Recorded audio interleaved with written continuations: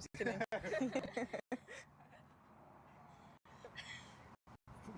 What? You can't say live. Hey, welcome everybody from the Davenport community. This is Pack Press Media, the voice of the Pack. As you can see today, we are outside in our very first live stream event here at Davenport High School, run by the student body. I'm just thrilled to be a part of it. We've got some people behind the cameras you can't see right now. We've got a big day planned here. We've got a lot of interviews with students. We've got some faculty. We've got some goodbyes we have to say today to some people. Not you, right? Not me. Not you. And we've got some coach interviews, and we've got a Powderpuff game that we're going to be playing after the Coach's Corner. We'll be live streaming that as well. We'll have full color commentation, replays. We'll have the Jumbotron on. It is going to be a live day here for Davenport. I want to thank Jeff Stracer and Mrs. Looney for giving us the ability, along with the person who runs it all, Mr. Zach Lane. He's perched up there in the press box as our producer today, and we've got a whole host of students behind the camera. You can't see today. I'll tell you what, y'all guys that are here witnessing this, it may not seem much at first, right? Yeah. But it will grow. And I'm telling you, having done 400 broadcasts in my career, this is a great way to start out in the open on a track. School's almost out, Powderpuff, and it's going to be awesome. So in case you don't know who this is one here on the soccer team, right? Yeah. And you hold what's your name? I'm sorry. Isabel. Templeman, right? Yeah. Right. She holds a record of how many championship games? 18. 18. Well, so here you go. So we got somebody here who's already got second place in state, which is awesome. Going back to that just real quick, it's right here. 18 goals. Did you know you blocked that many? Honestly, Did you count? No. I never. Did you care? No. At the end of the game, they walk up and give you a trophy or a medal and say, "Hey, you realize what you just did?" People came up to me and told me I did well, but I don't know. Not really.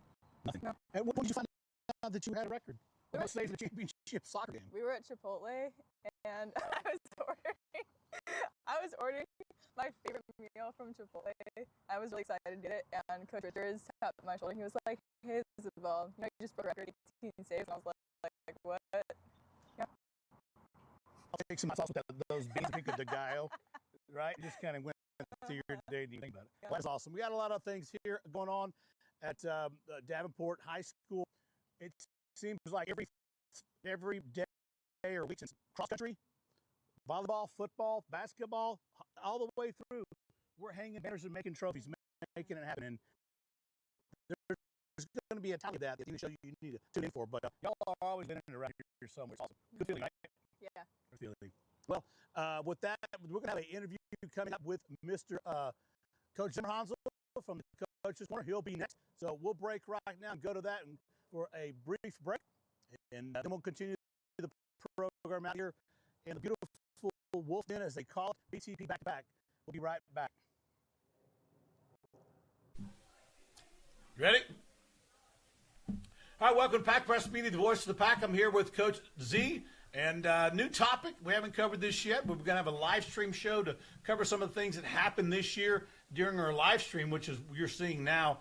And but we're going to advance a little bit because the year's almost over. And if you look on the football fields in the morning, you're going to see football happening. So it's closer than you think, especially if you're a coach or an athlete here.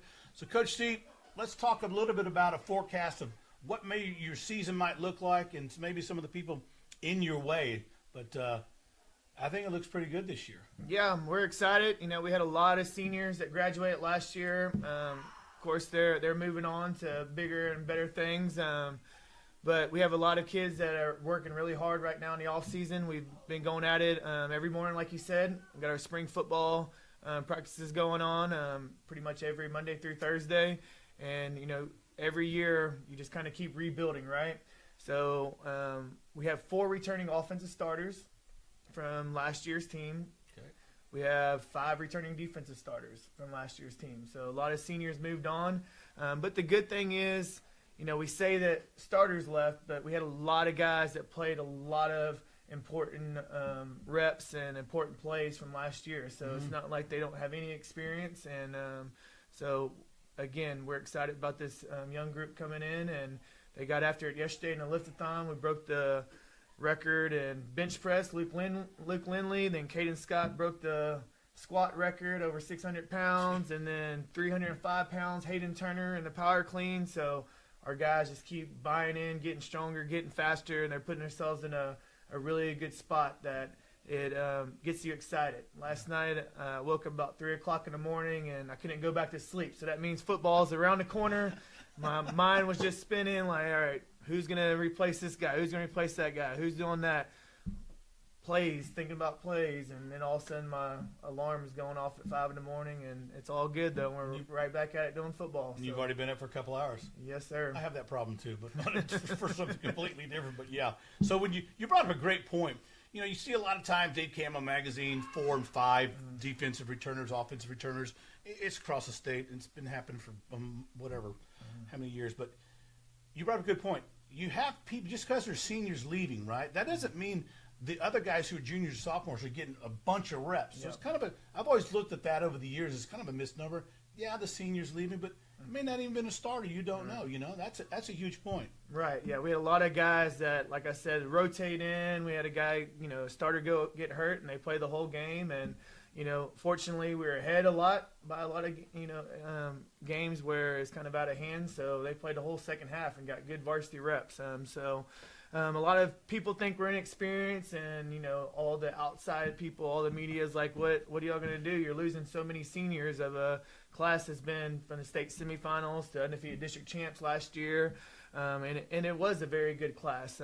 But again, we're fortunate here that we got guys that are ready just to fill their shoes, and those guys set the bar high, and these guys know what the expectation is, and it's been really, really fun to watch. And, we know we got the talent and ability. It's just, finding gelling the teams together and putting people in the best spots, kind of moving them around. That's kind of what spring ball's all about right now. So you got spring ball going on. Talk about summer. What you got going on for this summer? Yeah, so we're going at it right now in 7-on-7 league at Piper. Actually, we have a game tonight going against Bernie and Piper. So we're competing against other teams right now in 7-on-7, and our linemen will have lineman challenges where they'll go compete against other schools, and we'll have tournaments where you could go qualify for state for 7-on-7, and then our big guys, they get some love too, and they'll get after it. They'll do bench press and tire flips, reload, all kinds of stuff. It's a really unique deal, but they'll have a chance to qualify for state as well in those specific deals. But football never stops. We're going to be up here Monday through Thursday. All summer long, except for July 4th week. We have performance course coming in, so outside trained strength and conditioning coaches, they'll work them out at 7 in the morning for 2 hours, and then right after that, we'll go another 45 minutes to an hour of football skills, watching film, doing different things like that. So, yeah, there's no summer break for football. No, there's not. After you get through theory, you're looking right into non-district play. Who do you have on your menu for non-district play? Yeah, so we'll open up with Judson Veterans Memorial. Will be at Rutledge Stadium down the road. So good 5A school, good challenge right from the get-go. And then another 5A school is coming to our place. Home opener against Kerrville-Tivy. Always a traditionally powerhouse school over there. And then down the road, Piper. I mean, they're probably about 6A numbers now and had a lot of success. So it's a good test, those first 3 games. And then we'll end our non-district with Del Rio, and they're a 6A school. So as you can see, all of our non-district is 5A or 6A schools. Playing up. We want to play up. We want to really challenge our kids from the get-go, get them ready not only for district but playoffs, and put them in situations where it's going to be tough, and it's not easy. It's not. And then you go into your district. It's your same district you had last year. Yes. And so, what's your first game out of district? Do you know that yet, or do you remember?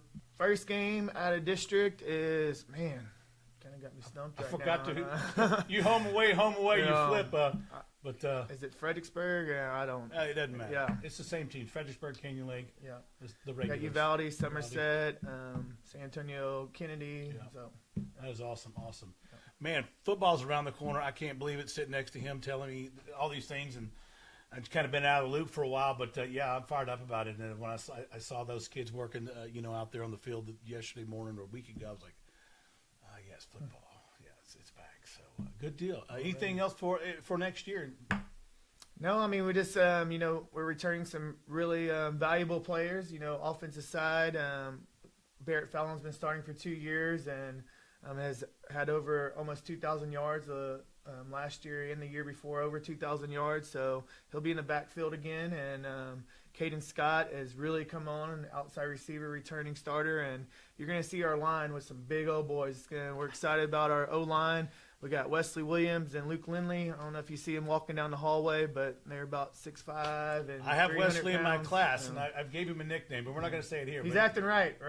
Is he being a good student? Yes. Okay. Wesley is. I'm very familiar with Wesley. He Okay. comes prancing in, he's lumbering along, and so yeah. Well, no, I'm excited about both of them on the edge. I mean, that's the quarterback and running back's best friends. Yeah.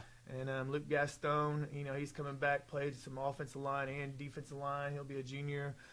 So excited on that side of the ball. And then our defensive front is loaded. Tate Broadus, Peyton Yankee, they're both big 6'2", 3 linebackers that like to hit you. And we got big Brody Vestal, Hayden Turner up front, Josh Johnston at corner returning. So some guys that have a lot of experience and not just 1 year of varsity football. A lot of these guys played when they were sophomores. So this is actually be going on their third year playing varsity football. So we have a good core of guys that have played in the Alamo Dome, played the big games, and won district championship. So they're really pulling on our young guys behind them, and so it's exciting. So Build the pack, back to pack. We'll see how it all folds out. Opening day game. What date is that? Man, I don't know dates. That's way too long. I'm just trying to figure out what I got to do this Trying week. to get something out of you. I'm trying to do my job. It's going to be pay me a huge salary. It'll be the second week of school. There you go. So that second week of school, we will have Meet the Wolves, big community pep rally out on our field. Don't miss that. Represent not only all of our sports, but all of our FFA, band, cheer, dance, theater. Whoever wants to come out, be recognized, we'll parade out and really have a big, exciting pep rally, kind of start off the school year. Good deal. Then we'll start off again. So that second Friday when we get back from school, like August, 20th. Check your social media here at the Davenport High School. Check out all the coaches stuff and just be sending emails out. It'd be fun. Everybody be there, man. Oh, yeah. All right, man. Pack Press Media, Voice of the Pack, Coach Zimmer. Welcome back. That was an interview today with Coach Zimmer Hansel. A lot of things going on. If you don't know it, it's football season already across the great state of Texas. And I say, wait a minute, we're in May. We just got through going to state in soccer with this lady and her teammates. But yeah, football is on the run. What else is on the run is volleyball. They start before the football guys. And that's just the thing we do here in Texas. And again, we appreciate y'all joining us here today, Pack Press Media. We're not going to be as seamless as a seasoned crew. We've got some new kids, first time we've done this, but we've got Wrinkles as doing the camera work here, and the Hat, as we call him, doing the head production down here, and Mr. Delane upstairs. But so they said we got some time to discuss some things. Let's take a view from the student area. Going into soccer, when does soccer start? We usually start around Thanksgiving break, but our district doesn't start until January. So you're coming back with everybody but 2 people? 3. 3 people. Okay, I got it. So it should be pretty strong next year. Yeah, we have a lot of incoming freshmen too. So. All right. Yeah. So tell me one thing about Davenport that you've seen that you think separates Davenport from all the rest. I mean, I've got my opinions being around the state for, whatever, being an old guy with Alzheimer's, or dementia. I don't know the difference. I'm not sure how you spell either one, but what separates Davenport, you think, from like the other schools you've competed against? I would say one thing that stands out to me is how we're such a new school, but we're so dominant in everything. This is true. Take volleyball last year, winning state, take all the other sports, going further in the playoffs each year than they usually go. So it's like we're so progressive. Meanwhile, other programs have been up and running for like who knows how long, really. But this is only our fifth year? It's our fifth year? And we're already going to state championships, doing crazy stuff like that. But yeah. We've got golf. Miss Wood, she's got second place. Doolittle got second place in state. Soccer got second place. Volleyball has a state. We've got second place this year for volleyball running up. So when you have Davenport on your schedule, you're like, oh man, we got to play Davenport again. Yeah. Not good, right? Yeah. A little worry factor. But like, Get a little clenching, you know what I mean? You get all tight, white knuckled. but like, take 4 years ago, they'd be Davenport. Oh, that's Where's like Davenport? It's yeah. that school in San Antonio. Who even is that? Yeah. We're not in San Antonio, okay? So let everybody know. But no, it's good to be here. I'm glad to be here, and we're going to have on some people. We're going to ask that question. That question that came in mind was based on how do you keep that intensity? Because what happens when paces are successful in anything, they come complacent. Oh, we're going to beat the by-district guy. We're going to beat the area guy. No. How do your coaches keep you up with that? Our coach, Coach Richards, he's always like, one of his things is we work hard no matter what. Like, we don't care if our opponent seems to be, like, it seems like we're going to win, but no, we're still focused because we know that anything can happen. Like, That's good. Every game's a new game. So Keep the intensity. yeah, we need Eye of the tiger. So anyway, well, we're going to take a break here in just a moment. We're going to start interviewing. I can hear people calling my name. There's horns going off. I'm not sure if that's an air raid or they're trying to get our attention or ruin or be a buzzkill on the first broadcast. But we got a lot of people to interview. You'll have Miss Leihsing, Miss Looney, and some other people as well. But right now, we'll go to a break, and we'll come right back after this interview. I hope you enjoy it, and we'll see you in just a minute. Thanks for joining us, BTP. Yeah. Microphone on? Yeah. Ready? 3, 2, 1. Hey, welcome, Pack Press Media. Hope you're enjoying the Coach's Corner here today. As things go here at Davenport, as you know, tradition is winning here already in its 5th year. And to my left, we have Kyle Doolittle. He is the number 2 4A state championship golf player, and that is amazing. We've got a couple of those this year, especially at golf, Miss Wood as well. But Kyle, thanks for joining us on the show. I greatly appreciate it. So you've played golf pretty much all your life. You get up to Davenport, you make your freshman, sophomore, your senior year, you make regionals. I know that was hard. Kind of go into like the regional meet, thinking where could I be over here if I could make it past regionals to state. Yeah, I went in just like, oh my God, I can't. Sure you can. You just went in thinking what? I was a little nervous, but I knew I had a chance to win. I just had to play solid and stick to my game plan and do what I had to do. I knew I was gonna win. So who's the nemesis or who you had on your radar that was probably I got to beat this guy? Who was that? Was there somebody particular? Yeah, there was a kid from Fredericksburg. He was pretty good. We played together both days, and I knew I had a good chance of beating him. I just stuck with my plans. So when you got to state, you played it where? Where was the location? Legends in Marble Falls. That's a nice place. Yeah. It's manicured. It's perfect. Were the conditions good or bad or favorable? Because I know there was a lot of teams rotating out of that area.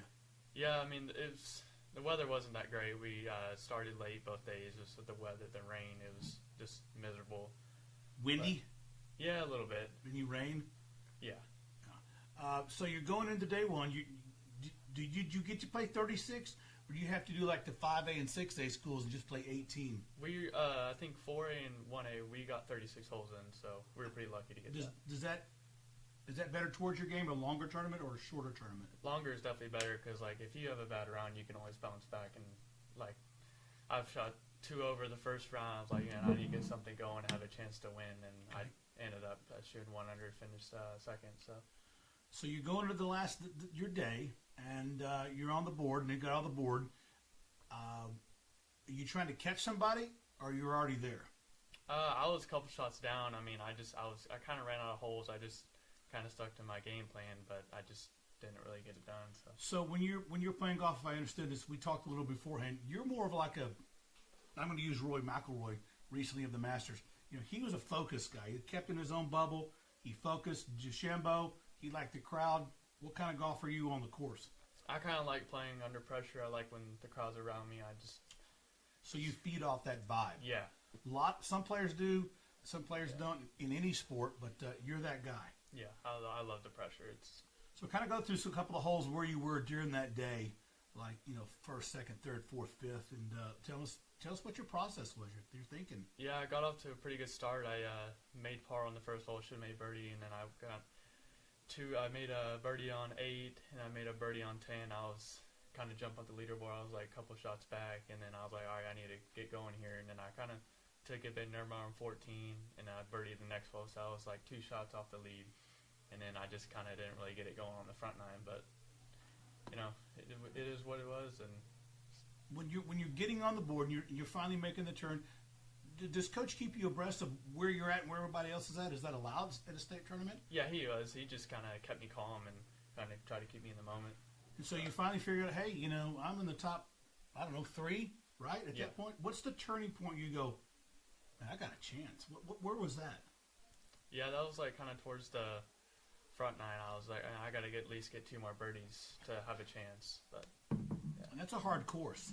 Yeah, especially when it was raining both days. It wasn't raining second day, but it was of course pretty soaked. I've played the course several times, and so if you have a little, you know, for people that don't know golf very much, if you got a wet green, you can go at the flag. Yeah. Did you do that any?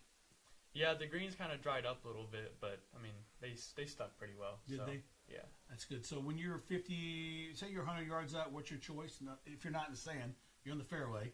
What's your club selection there? I'm in like a sand wedge 54 degree. Really? 54? Yeah. And what kind of clubs do you use? A Ping, Titleist? I mean... Titleist. Titleist, man. It's good. Yeah. You're coming in. At what point did you know you had got second place in state? At what point? When it was all over? Did you know it coming into 17th or 18th hole? Well, I knew I was pretty close up there. I mean, I should have made birdie in last hole, but I didn't. So I knew the kid from Bridgeport, he made bogey in last hole. So I was like, we're probably going to go into playoff on 18. So we ended up going to playoff. We both hit our 2 shots right. We both punched out. I was like, if I just get up here and make a par, I'll be fine. So he ended up flying the green and then not making a par to finish second. So now Bridgeport has like several state championships in a row, right? I mean, they're like, I think they're 3 state championships. So you took him out in a playoff. Yeah. Who teed off first during that playoff? I teed off first. So. Okay, it's a little pressure on him. Yeah. That's good. And did you know this gentleman before the tournament, or? Yes. Okay. We played other tournaments together as well. So. Okay. Good guy, I imagine so, yeah. Playoff for that level there is the pressure which you say you love, so that had to be good. Yeah, I was a little nervous, I'll be honest. I mean, hitting that 3rd shot up on the green and how to get up and down for par, I mean, that's one of those putts you just can't miss in front of 40, 50 people. So I was like, just got to make it and it's over. How long was that putt? Breaking left to right, uphill, downhill? It was kind of left to right a little bit, kind of 3 feet up the hill, so I knew I had it. Just for people who don't know golf, explain that, what you just said, a left to right, downhill. People don't understand that. Yeah, so a green, like it kind of just different breaks and stuff, so I just played it inside left edge and broke right in the hole. So it's kind of the inside left, it's kind of curve it into there. Yeah. That's an art in its own. Yeah. So what kind of putters in the bag? What are you putting with? Scotty Cameron, Tyler. Scotty Cameron. Yeah. I have to say I have one too. Yeah. They're the best. They are. I need all the help I can get. So your future, what are you looking at now? You're going to graduate in a couple weeks. What's Mr. Doolittle's plan? I'm going to go play at Sam Houston State. So Bearcats. Looking forward to it. Yeah, the Bearcats. They have a good golf team. Yeah, really good. Traditional. They just won their conference last week, which is really well. So they're getting ready to go play regionals. So one of my nephews is assistant coach at Oklahoma State, and big thing there too. So that's good, man. Well, man, you know, I got one question I got to ask you. Doolittle, are you any kin to Major Doolittle of the 32nd Ever Tokyo Raid during World War II? I'm his great uncle. So you're kidding me? Yeah,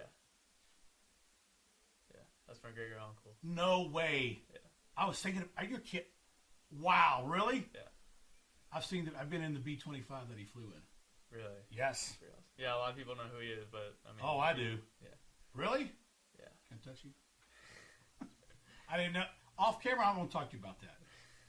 That is awesome. First time here at. Wow. Yeah. I know. He went to Europe, became wing commander of the. I can't remember, but anyway, we'll talk about that later. That's awesome. Now I don't know what to do. You know. That's awesome. So anyway, congratulations. You got your trophy. Right? Yeah. Your plaque or whatever, right? And I saw that silver medal. Silver medal, baby. Good deal, man. That's awesome. Congratulations. Good luck, and we'll keep tracks of you when you go off to Sam Houston and be a Bearcat. Thank you. Well, this is Pack Press Media, the voice of the pack. Now back to our program. To Pack Press Media, the voice of the pack. Well, we've switched it up a little bit. We got Miss Kunkel out here. She has sunglasses. Why can't I wear mine a little bit? And anyway, we're here today back. And so, Miss Kunkel, welcome to the show. Appreciate it. Thanks for having me. Man, how long have you been here at Davenport? This is year 4. Year 4. So you've been Yeah. for first year you weren't here. No. But first after year was that. not. Mhm. And what do you teach? I teach pre-P geometry and algebra 1. Ooh. Yeah. Ooh. Yeah. Oh man, I got a D- for graduation Oh. when I was in high school. Yeah. Luckily, I only have a couple failures this year. I didn't so- say I failed. I just had a D-. Oh, okay.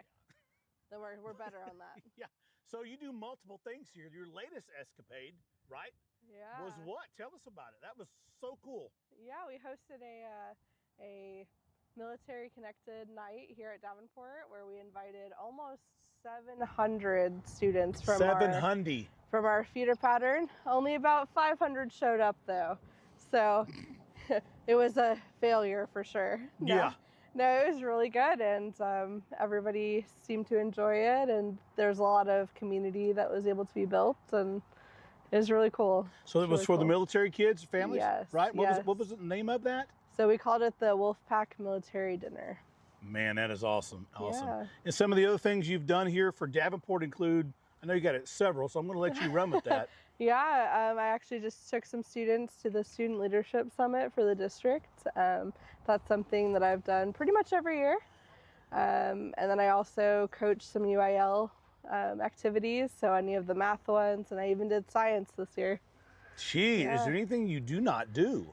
Oh, Are you a part-time tarot card reader or something too? Or? you know, I am not like Miss Ornez. No. Wait a minute.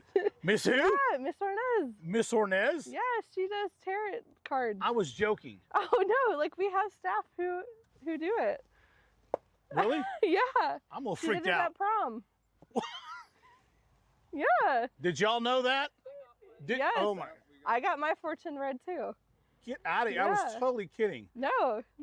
So no, that is not something I do. You got to watch where you step or you step in it. Yeah. I do work a lot of sports though. Yeah. I'm finally done with sports season. Are you? Yeah. So, Wow. Yeah. And so where did you go? Just kind of go back a little bit. Where'd you go to college? School, high school? High school, I went to 3 different high schools in 3 different states. You're military. Yes. I'm a Aha! military I've got the kid, too. connection. Yes, yes. I'm a little slow, D-, That's but I okay. worked through it. Yeah, yeah. So I graduated in Colorado, and then I went to college in Nebraska, Concordia, Nebraska. Off at Air Force Base? No, but I've been there, but Okay. no, did not live there. Yeah, Awesome. I so- didn't know that. Yeah, yeah. My gosh, small. No way you have that drive for military families and kids. Yes. You I've- were one as well. Oh yes, that's That is been fantastic. my goal this whole time I've been here. That is with military fantastic. kids. Fantastic. Yeah. And so being here, last segment we had on Ms. Templin, soccer. We had talked Mm-hmm. about something. I know you know it's coming, and I've only been here this year. And by the grace of God, I can't believe I'm here because I just Yeah. fit in. Mr. Delane and I, and Mr. Collins, is the art guy. Mm-hmm. It's just like this. I mean, sports-wise, they're just hanging banners Yes. every week. It's something different, Mm-hmm. literally. I think last year was the big year for us with football making it to Final Four and volleyball winning state. And then everything just seemed to kind of line up for us. And we have not been able to slow that down, which Yeah. is amazing. Which is amazing. I need to Yep. build like a trophy case on the I know. hallway. We're going to have to get something. more trophy cases. Yeah, that is Yeah. so cool. Everybody here's BTP. I got All the that. I way. understand that now. Yeah. It's kind of like people wonder why A&M is a cult. We're not a cult. We just No. you got to live through it to understand. And being here, I can tell you it's different from the high schools that I've been to. Mm-hmm. Yeah. All of them, not working, but been involved with other friends, of course, Yeah. like you have. It's just there's something different here. I can't put my finger on it. Yeah, we're definitely special around here. It's a community that I don't know if I've seen that at any other campus that I've encountered. Wow, that is Yeah. so cool. And you've seen the gist of it all. Yeah. And with you here and others like you moving forward, I don't see an end in sight. Oh, I don't think so. I mean, we're a purple school, right? We are. I just applied for our second round of campus designation. So Fantastic, Yeah. fantastic. Yeah. So I think we're about going to have to switch to the next episode and Of interviews course. that we have lined up. We got a lot of people coming out today. You going to stay for the Powderpuff and all that? Of course I am. Oh, it's going to be awesome. It's seniors and juniors, Yep. maroon and white. Oh, I saw yes. them taking their pictures, those style pictures. That's going to be on the Jumbotron later, and it's going to be a good deal for the school as well. That's Just gonna be another awesome. tradition that's going to move on. Absolutely. Well, this is Miss Kunkel, Martelli, Pack Press Media, Voice of the Pack. We'll be right back after these interviews and what else you want to call them. Perfect. Yeah. Thank you.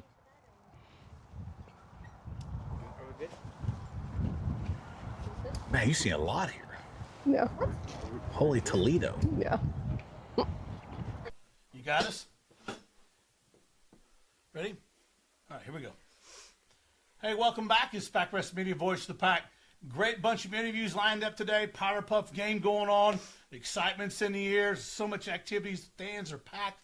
But we're going to get through this segment with someone that you probably already know. If you hadn't heard of her in recent times, you're just missing out. And that is Miss Wood, the #2 golf champion in the state of Texas, Yes. ladies 4A. Congratulations. Thank you. That is so cool. I've met Mr. Doolittle. Now I've met you, and you're bringing home some big trophies as well. Yes. Yeah, so we kind of talked to Mr. Doolittle about his game and how you came from like regionals and said, hey, what do I need to do? Who do I need to beat in regionals to get to state? Do you have that? Do you have that person or team in your mind when you got to regionals? Yeah, so coming out of regionals, Andrews has always been at the top of the leaderboard every state tournament. They've got first the past a lot of years. So I knew when we were paired up with them, I just had to stay right with her and try to either beat her or stay with her score. And obviously it paid off because we stayed right there with them. Yeah, and so you got through regionals, right? Mm-hmm. And how'd y'all do in regionals? I forgot. Regionals, we won as a team, and I tied for first, won in a playoff, so I ended up winning regional champion as well. Yeah, awesome. I remember that. I just wanted you to say it again. Okay. It was awesome. So we go into regionals, we win, and then you get to state. So where were they playing state again?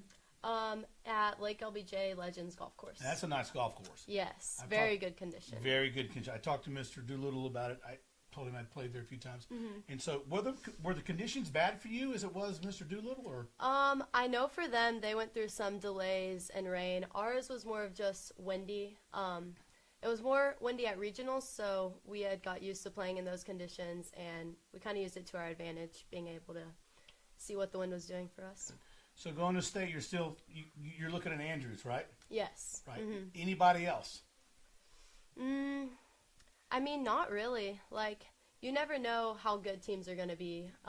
Anything can happen in golf, too. Like, you take the top 4 out of 5, and then someone can have a really good day and shoot 70s, or a rough day and shoot 90s. So it can be anyone's day at any time. So just playing our own game.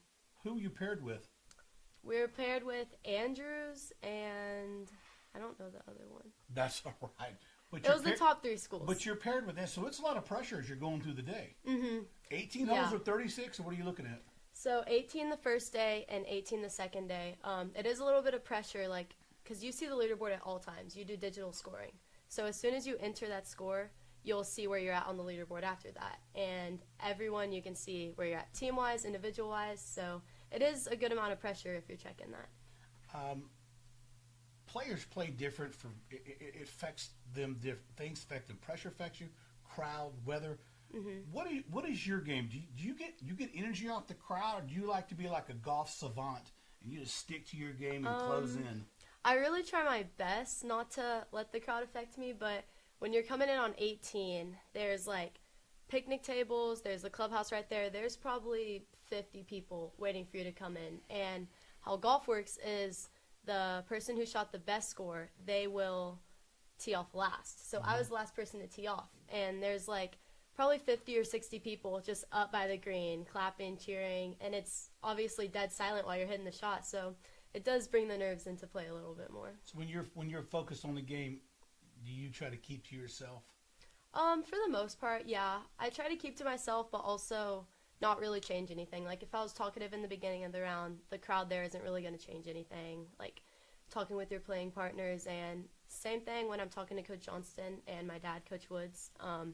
also just asking them for their input. Same thing as normal, just a little bit more pressure. So a lot of people don't know Coach Woods is your dad. Yes. So he's not on the bag, right? Can't do that. Nope, But I wish. He's with an arm. He's out there. His arm reached from you. He's like close, telling you things, right? Yeah. So I have Coach Johnston and my dad both out there, and there's really no like strategy we do, like, oh, him on this hole, him on this hole. I'll go individual sometimes because there's 4 other girls they have to worry about. If I have a bad hole and I need to bounce back, sometimes I'll be like, hey, can you call my dad over here and help him walk me through some stuff. But they're not allowed to be on the greens. They can be tee box fairways. So it's never really they coach me anything with my swing. It's more strategy and course management. Like, are you going to go down this line?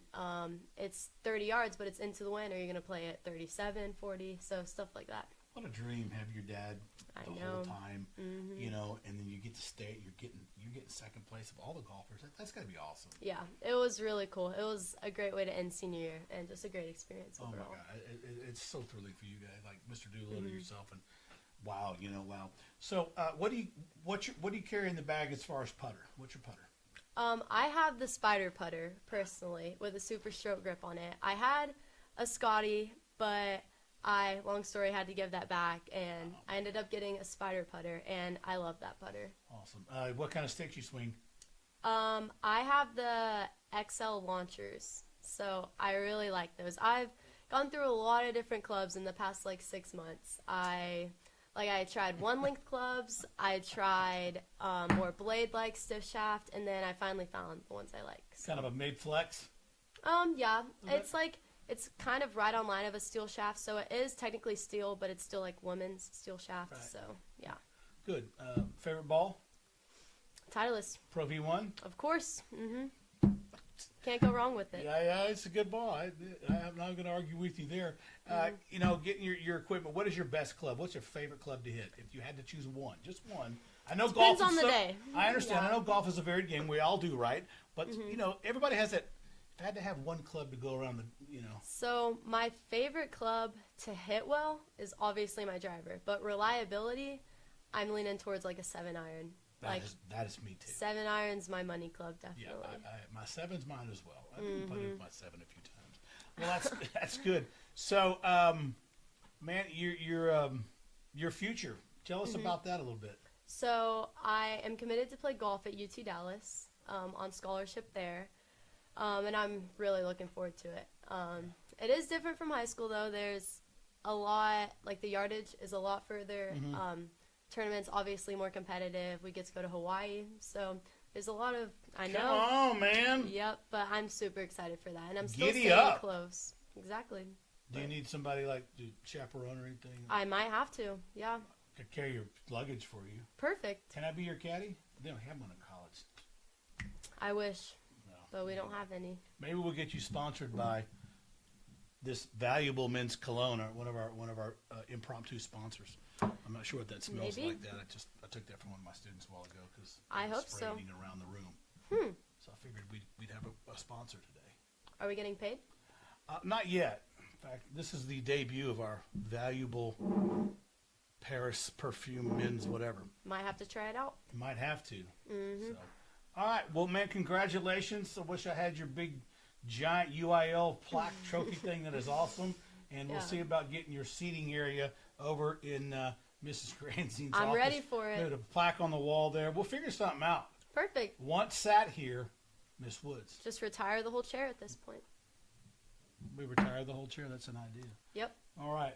Well, I appreciate it. Congratulations. Thank you. We'll see you later. Thank Pack you. Press Media, the voice of the pack. We'll be right back after these messages. Hey, welcome back, Pack Press Media, voice of the pack, and glad to be out here again. Got a lot of things going on. We've got some interviews lined up. Most of our stuff is interviews, and for lack of commercials, but it's more important to put the kids on, the coaches, in the non-live interviews like we have here. Well, if you've been to Davenport, you know who this person is. No introductions needed, and we see that now the music's on for Miss Bliss. See, they did that for you. Thank you, Miss Bliss. This is the person who runs your show at Davenport High High School, in case you've been living under a bridge like Shrek or something. You don't know that. Even at Canyon Lake when I was over there, I've heard of her and some other people over here. So thanks for you're welcome. coming on. I'm really jealous. What? Oh. Yes, because you Okay. sat down and we talked for like 3 or 4 minutes, and I just noticed you have a Voice of the Pack shirt. I do. I don't even have I one. have a fresh off the press Voice of the Pack shirt, courtesy of Mr. Delane. You must be tight with the lane. Yeah, I get. I'm just used labor. Well, okay. So I don't know. I'm always missing out, man. But no, Miss Bliss, you've been here forever. I've been here. This is my 4th year. Fourth year, well, close enough. Okay, close enough. Close enough. You've seen everything come through. Yeah. You know, I know you're the hub of everything coming on, going through. You've got Miss Looney over here. You got the other APs, and Yeah. it's a mess. I mean, do you train for this, or how do you ladies in that position do what you do? This job is like chaos most of the time, but it's what makes it really fun. Like, I have a really unique seat at the school where I get to see kids coming in the front office. I get to see our staff and our teachers and how hard they work, how much they love their kids. I get to see how much our admin really cares about the school and their students and their staff. But there's a lot of fires that get put out all day long, and I can get a lot of things, but that's what makes the job really fun. No day is ever the same in my office, ever. That's good. I didn't Yeah. really think about it like that. Yeah. So It's a lot of fun. kind of like being a first responder. You never know. It's kind of different every time you go out the door. Yeah, there you go. That's true. So tell me what's changed between like the second year to now the ending of our 5th year here. For sure. We are a much bigger school than we were when I came here, right? We were a pretty small little school, opened up during COVID. I came in year 2, still a relatively small school. Our staff has grown, our student population has grown. The programs we offer have grown, right? Everything's kind of grown and changed. I think our staff and our admin has had to kind of evolve with that changing school to be a big school now that we are. But there's a lot of things about Davenport that have stayed the same. We still kind of have that small school feel, even though we're definitely not, right? We're a big school that still feels like a small school. The kids all still know each other. Staff really all still knows each other. Everybody kind of knows what's going on in all the other programs. I think that's what makes Davenport really special, is we have the offerings and the programs and the classes of a big school, but we still really have the community and the vibe and the feel of a small school. Yeah, that's I found out and learned what BTP was. Yeah. I heard it the first day when they're all in the little auditorium. They screamed it, and I went, "What was that?" I'm like, "Okay, okay." And I got here 4 days before school started, and they had a support team for me to kind of whatever. And I thought, okay, that's normal, right? It's a normal deal. But it was like the other day.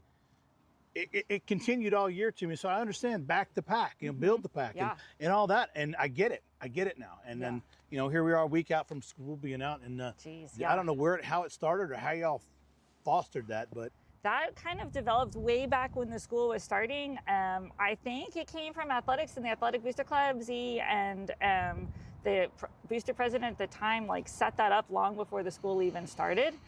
Was the BTP. It was Build the Pack, and it's kind of turned into Back the Pack over the years. And so was Build the Pack. It was Build the Pack. And then I knew I'd get the truth here in investigative reporting. It was Build the Pack, because we've had this thing, Mr. Delane and I said, man, I've heard Back the Pack. Maybe it was. I don't want to say anything being a rookie, but it back was. in the day, Build the Pack, yes sir. Because you needed to build the school. Because we had to build, literally building the pack, yeah. Yeah, exciting. So let's segue over a little bit, something closer, dear, and to your heart. Okay. The 3,200 meter run. Do you know anybody who does that? I do. I know a handful of people that run the 3,200 meter. Please let loose with some mom vibes. Mom life here. Pretty obviously really proud of Eli and what he's accomplished here at Davenport High School. Starting out, his freshman year, he was little JV runner. I was just looking back at his times, his very first cross country race. He and his buddy Blake Reagan started last and second to last because they got trampled on the start line, lost their shoes, had to put their shoes back on, and then run and finish. And so Eli has just been surrounded by an incredible group of guys that he's got to run with over the year, great coaches that have really encouraged him. And he works really hard. And I think that as mom, I get a window into that, right? I know what those early morning hours and runs and miles look like. And He's worked really hard, so I'm really proud of him. And recently his accomplishment was? He ran in the state track meet, which is a huge deal. They only take 9 runners for each race in the state, so to be one of the 9 is really amazing. It's huge. Huge, yeah. Huge. So it was a really fun day. It was really fun. People say, you know, when they go to the straight meet and they got a 4th or a 9th or they got 2nd or 3rd, you know, I don't know how many 4A schools there are, but total districts I think are like 13, 20. And if you're top 9 in anything, that's incredible. Yeah, it was really special. So that was his goal for this track season, was to make state. That was one of the things he really wanted to do, and he worked really hard. And he and Coach Burgess put together a race plan to get him there and a training plan to get him there, and it was awesome. That is great. That is. I see him in the hallway. We interviewed him and stuff. He was on cloud 9. I was like, wow, here's another kid from Davenport, you know, and you got your mother sitting right here running the show, and you know you're working your tail off. You're not feeling, you know, you're just a regular guy, man. Yeah, it was awesome. Yeah, he's pretty fun. He's a pretty good one. So I have my freshman Caleb is coming right up. He runs the 32 and the 16 too. So you got to do it again. I get to do it. Wash, again. repeat. That's right. Spin cycle. I get to do it again. Yeah. So. Well, that's good. It's well, I'm glad to have you out here. So we're going to cut back to the next interview. Appreciate coming out here, boss. Thank you so much. We'll be right back. BTP, back the pack.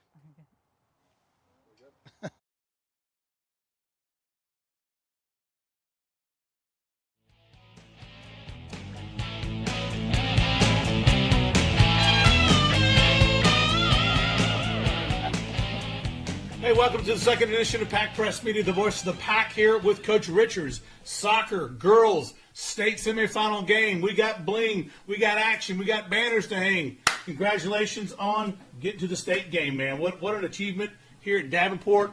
Lots to talk about here. I know a lot of people kind of want to know, you know, about everything from start to finish. But man, congrats! Got some beautiful hardware over here, man. Came up just a bit short. Gave them a game they didn't think they were going to get. Yeah, a lot of people, they didn't give us a shot in that game, and we came out early, took an early lead. At halftime, we were up 1-0, and yeah, they found a way to work their way back in, but they were a great team, and our girls put up a heck of a fight. Kept it close. 2-1 was the final score. 2-1. You know, looking at the, we talked just about the other day about this. If you look at the Salina schedule, they're winning 8-0, 7-0, 6-0, 5-0. I mean, maybe somebody scored 1 or 2 goals during that whole run, but they weren't expecting us to keep them to 2 goals. No, not at all. Yeah, they've been blowing teams out. They have a high-powered offense. They're a great team. But, you know, we're a great team, too. We have a high-powered offense as well and a great defense. And so, yeah, we went into that game thinking that we were going to have to defend. We knew they were going to come at us hard from the first minute, and they were going to high-press us. And so, you know, we worked on our defensive scheme, and we kept them in check. And we hit them with a free kick from Logan Strong, and Reisendorf ran onto the end of it and poked into the back of the net. We were up 1-0. Yeah, and I don't think anybody was expecting that. No. You know? I mean, the Salina crowd, they went pretty quiet, you know, and it was kind of like this shock moment. And of course, we went crazy because we believed the whole time that we could do it, you know. Yeah. And after that goal, we definitely started to believe even more, you know. So we went out there, finished off the first half, and came up a little short in the second half. But, you know, super proud of the girls. They went out there, they worked their tails off. They played a great game. They left everything on the field, and that's all you can ever ask of your athletes. Man, it was quiet as a pet cemetery on the other side after that first goal, man. I'm like, crickets, man. Anyway, on our side, we've got some good video clips of the crowd going crazy. But, no, so it was a defensive struggle. They didn't think that. And because of the score 2-1 being final, they had a lot of shot on goals. They did. Yeah, they did. I think it was something like 24 shots or 22 shots on goal, something like that. Yeah. But we had a goalie. We did. Isabel Templeman. Here we go. Yeah, Isabel had a great game. She broke a 23-year standing record for the most saves in a state championship match final. State championship final match. Right. Yeah, she had 18 saves, broke the previous record that stood since 2002 of 17, and kept us in the game, man. I mean, they laid it on us thick. I'm not going to lie. It was a struggle, and they started raining down shots on us. You know what I mean? And Isabel in the goal, she was a brick wall, man, and she stopped almost all of them. Yeah, you know? That's incredible. And the defensemen up there ran a lot of traffic and got a lot of blocks themselves. Yeah, they did. Yeah. You know, I don't know how many, but you go back and look at the videos that we have, you'll see them here later. You just go, wow, all those legs and bodies and arms flying around, the ball's getting blocked, and it was awesome. So 18. So tell everybody about the email that came to you guys about our goalie? Oh yeah, well first off, there were many emails that came in about Isabel and her performance. Yeah, it was quite groundbreaking, record setting. Literally record setting. But one in particular came through from a Salida grandparent, from one of the players, one of their stars actually, and she just had to let us know that she thought that Isabel was just incredible, and she wanted to share that news with us, and then we shared it with her. So man, that is awesome. When you have grandparents, think about how many soccer games that grandparent had probably watched and over the years, and so that's awesome. Yeah, that says a lot, man. It was cool. Yeah, and so you got through the game, and they went up. We went to 1-1 and became even. And I guess you're thinking, and I don't know, you're the soccer coach. I'm not anywhere near. I took up soccer about 3 years ago. Okay. So cool. anyway, so I'm that guy.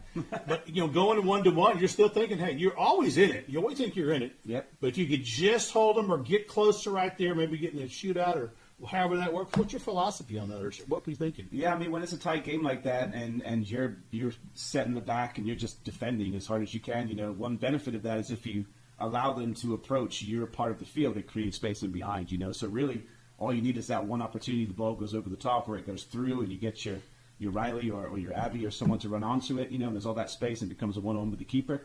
So when you're getting pressed like that, it's hard to defend. It takes a lot of discipline. It takes a lot of effort. It takes a lot of heart. Mm-hmm. But, I mean, it does leave the opportunity for that counter-strike. And so, yeah, I mean, up until the last minute, we believed we were going to get it. We were going to get that opportunity. And we had that mindset and the mentality the whole time, that we were going to take it to them. We were going to tie the game, maybe even go for a win. Mm-hmm. If we went to penalties with Isabel in the goal and the firepower we have up top, I mean, I fancied my chances. Man, that's good. Good philosophy, good game. And like I said, put us on the map as far as girls soccer at that state level, man. People would be looking out and saying, "Oh, here comes Davenport again." Yeah. You know what I mean? It's got to be a good feeling. No, it's great. I mean, we've been to the regional finals the past 2 years. Heartbreak in a penalty shootout last year to Birdie. I mean, the end of second overtime, we had to go to a shootout. But people knew we were growing. We're a fifth-year program. You know what I mean? The school's only been open 5 years. We had 6 seniors last year, 3 seniors this year. You know what I mean? We've done a lot with not a lot of depth. We have a great team. We have a great program. We have great girls. And hopefully we can continue to grow that and grow the numbers over the years. As the success keeps happening and as the results keep coming in, hopefully more and more people start thinking not only, hey, there's Davenport, but hey, maybe I'd like to go to Davenport. Maybe I'd like to go to Davenport. They got it going on over there. Every week we get on this show, and I said at the beginning of this show, you're always hanging a banner here. Yeah. Everywhere. I know the girls just got won regionals in golf. They're going to go to state, play in like 2 weeks down in Marble Falls. I mean, it's just one after the other. Yeah, no, I mean, that's part of the culture here, isn't it? I mean, it is. It's a great school to be at. Success is never an accident. You know what I mean? It happens by intention. It happens by discipline. It happens by habit. It's successes that happen. And I believe that. And everybody here buys into that. And it's not just a one-off. Like you said, all the programs are doing well because it's part of our culture here. Man, it is. It really is. I've been around the block a few years myself. And you look for those schools that constantly have success. There's some local ones that have constant success, and then you have some of those that just kind of they're high for a couple of years and then they drop down. You don't see them so much more. Yeah. But like I said, 5th year, man. There's a lot to go on. We just had a first 4-year graduating class. Last year wasn't here, but I'm glad to be here this year. I like your trophy over here, man. Take a look at that. I like to see you get a hold of that sucker. Yeah, well, it's not mine. It belongs to the program. It belongs to the team and the hard-working group of girls that earned it. So yeah, it's a nice piece. I never get to touch one of these very much. But Coach Strand is coming up next in the show with you and her in a minute. We'll get to that. But she's first-year coach, kind of help you out. And what aspects does she kind of help you out with? Yeah, no, Coach Strand was phenomenal. She she was a late hire at the beginning of the year. She's never coached or know anything about soccer or anything like that. And she's like, hey, do you want to coach soccer? And she was open to it. She came in with a great attitudes, with an open mind, willing to learn. And as I kind of mentioned in our former discussion, there's a lot more that goes into coaching high school than just the sports. You know what I mean? It's a whole thing. You have to. It's like the whole athlete, and then the student side of it, and then just like the personality side of it. You know what I mean? And Coach Strand, she learned a lot about soccer, but she also learned a lot about what it takes to coach off the field as well. And that she was instrumental. She got along with the girls. The girls got along great. Coach Strand and I got along. I know she helped me personally out a lot with a lot of decisions and a lot of conversations that we had to have. But yeah, she was an excellent addition to the team. And like I said, I feel like if one thing was missing this year, we wouldn't have had the success that we had. And Coach Chan was a huge part of that for sure. Yeah, a lot of chemistry there. You got to have somebody to get that. It seems like that's one of the threads of people that win things a lot. There's always that chemistry that you're looking for, and that's awesome. Well, good for you. Well, this is the Coach's Corner. Coach Richards here, bringing some big bling on him, behind a lot of banners underneath that one, right? Well, I told one of the guys at the state meet, I was like, we kind of like being here, so maybe we'll come again next year. And he was like, I hope to see you again next year. Yeah, so absolutely. That is most certainly the plan already. That is so cool, man. Well, the Coach's Corner, we'll be back with Coach Strand and Coach Richard here in our next segment. Then we'll get into some of the videos as well with the soccer, track, baseball, softball. We have 2 videos for that too. So yeah, much going on. Springtime's always busy. Oh my gosh, we've got 28 more days or something like that. Yeah, 21 days, something like that. It's very close. Well, we appreciate your support out there for Pack Press Media. We'll see you in just a minute, so don't go anywhere.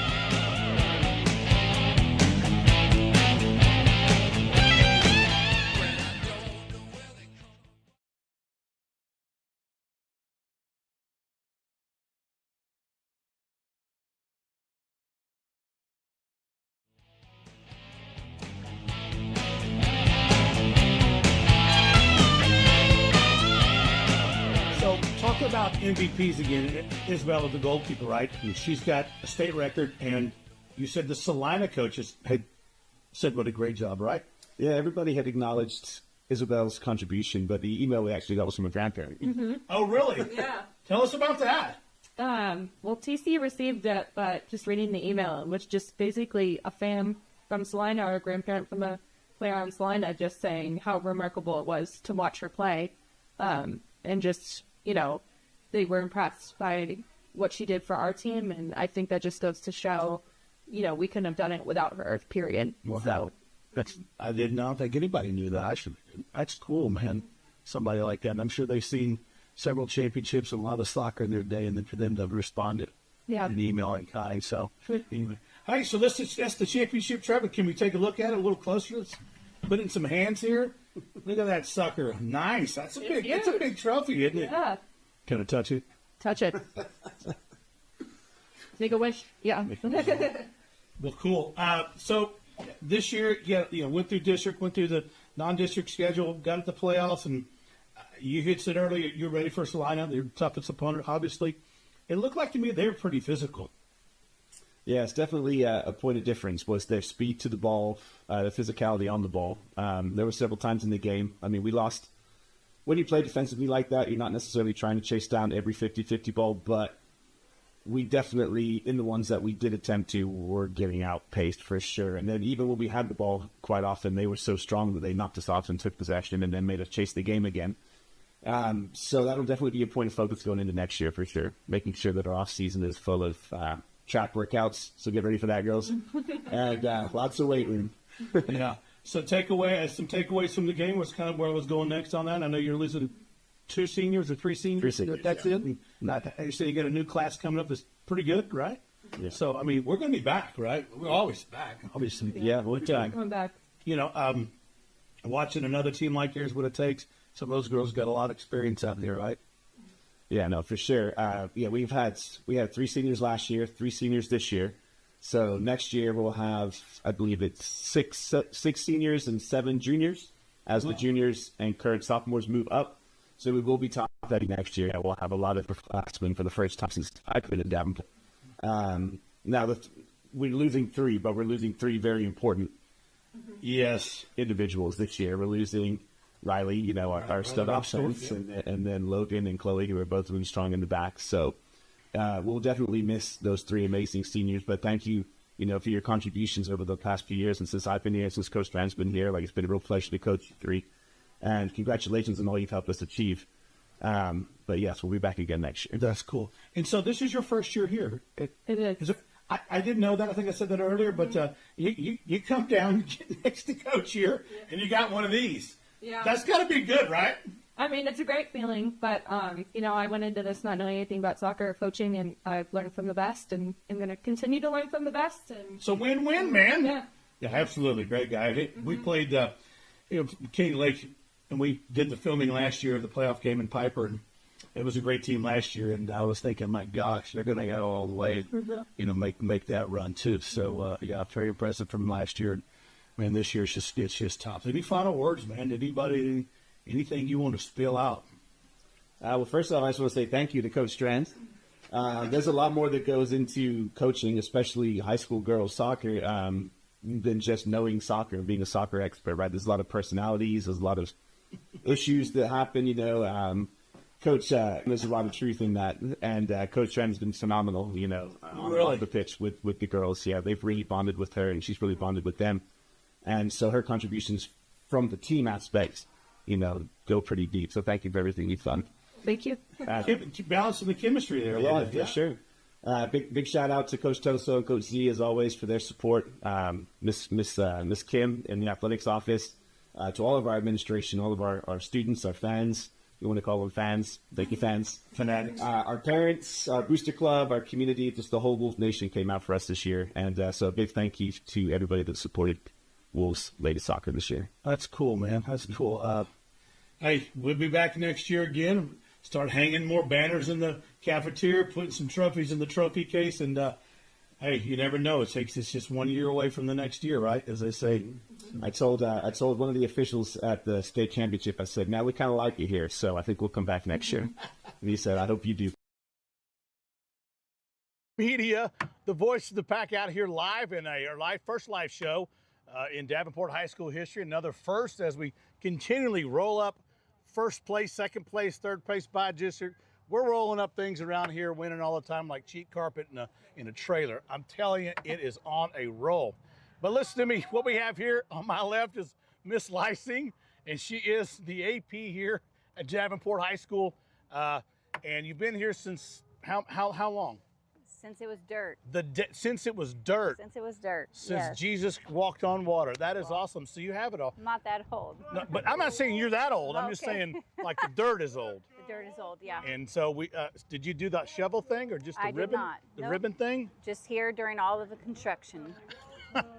Well, when the walls are being put up and the floors and I got you. It was cool, yeah. Gotcha. So kind of run through Miss Leihsing for a minute. I mean, a lot of people know, I don't. Probably there's a lot of people who can watch this thing like, where are you from, high school, college? How'd you get here? Well, I'm homegrown, so I've been here for quite some time. I'm a Smithson Valley graduate. I know, I'm sorry. That's good. That's good. Everybody gives me heck for it, but that's all right. I don't. I'm proud of it. So I left for a little bit and came back home. Comal ISD is just a special place. It's 589 square miles, but still family, and you still get to know people. And I knew that this is where I wanted to lay roots and build a family. So here we are. Nice. And so you got out of high school, went to college. Where you? I did. I went to Blinn College in Brenham, Texas, danced there for 2 years. So I danced in high school. You're a dancer? I didn't know that. Mm-hmm. Can you do high kicks still? Yes.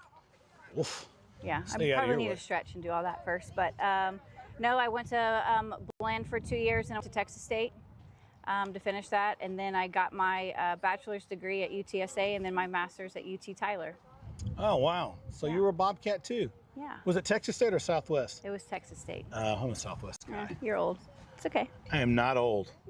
It's okay. Which camera am I supposed to look at to say that? I am not old. But speaking, so you went through, and so now you got to Davenport. We had Miss Kunkel here. We had Miss Bliss. Okay. Everybody's trying to explain the BTP, how it became from Genesis to just academically winning things, expanding, winning sports at every level, at every how do you put a label on that? I don't know if you can really put a label on that, really. I think it started in the basement of Danville Middle School when Matt Deloach was the principal at the time that was here to open up the school. Myself and Coach Z, we were in the basement of Danville Middle School trying to figure out how we were going to rally the troops and build a culture and a community that you see today. And Coach Z, during his interview, it was all about BTP, and that was his slogan. And aha, Coach Z, BTP. Coach Z. I got it. See what you do, what you investigate, reporting here? So it is Coach Z that started it. It was part of his interview. I don't know if I'm supposed to divulge that information, but it's okay. Too late He's now. here now. But it started out build the pack, and then after we've built the pack for a little bit, I don't know what his time frame was, but then it's supposed to move into back the pack. Ha! Yep. Now we know. We had Miss Secret's Kunkel, out. Miss Bliss. So it was originally build the pack. Like Build the where's pack. Miss Bliss? She's still out here? She's somewhere. That would have didn't back it. Once you build it, you back it. Correct. I That's it. got it. So at first, everybody kind of thought that BTP was just an athletic thing, and it's not just an athletic thing. So after year one, the teachers and faculty were like, how do we take the build, the family into the classrooms and into the actual building besides just here in the athletic world?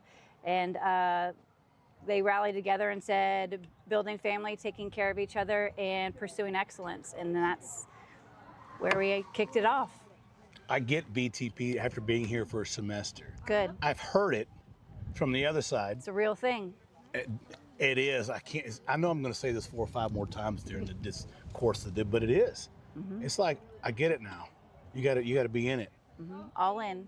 All in. So, wow, I'm glad. So moving forward a little bit, Mm-hmm. you are spreading your wings. I am. You're spreading your wings, well earned. Thank you. I mean, you put in your time. Yes. You built this, and you're going to where? Churchill Middle. Churchill Middle, Mm-hmm. and you're going to be the top dog. I'll be the principal there, yes. Can we come by and have a, how you doing day? Anytime, anytime. So moving forward on this, we've talked about some people and how great, what a job well you've done. Is that right? Job well you've done? How the Job well done. It's okay. It's in my fourth person to sit here. My mind is very flexible, but you got your limits. Anyway, I think we have something set up. Let me check with the Wrinkles. Wrinkles, do we have? What part are we on now? This interview? I'm just supposed to. we're checking it. It's a first deal. We had a monitor up here. Oh. In 2 minutes, we're going to have something, but we had a monitor that you could be able to see yourself, right? But we don't have that. I don't need to see myself on The wind camera. came That's and blew not- down the. You don't? Okay. No, not really. It's Well- horrible. Well, we had a monitor here Okay. and some other stuff to talk about, but so Okay. I know you got a family, I do. and run that down a little bit. I know 3 of them. Yeah, I have my husband. We will be married for 16 years in August. Hopefully he knows how long it's been. He doesn't, I promise. It's okay. And I have twins. They are 11 years old, Jaden and Emma, and they are about to take the adventure into middle school. Where are they That's going to scary. middle school? Smithson Valley Middle. Oh, is that your old stomping grounds? It is. It's where I taught for 10 years.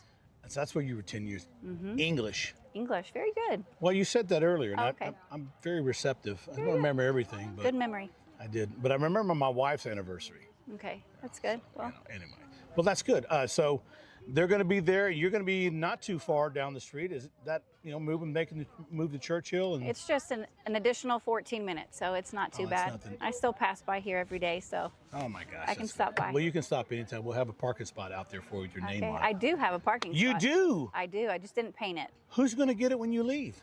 Whoever pays for it. I need a spot. I'm over here by the grass. I get my boots. I only got $10 on me today. It's 25. Is it really? Yeah, Is the down payment? that's fine. Seriously? Where's it at? Somebody going to get mad? Is this legal?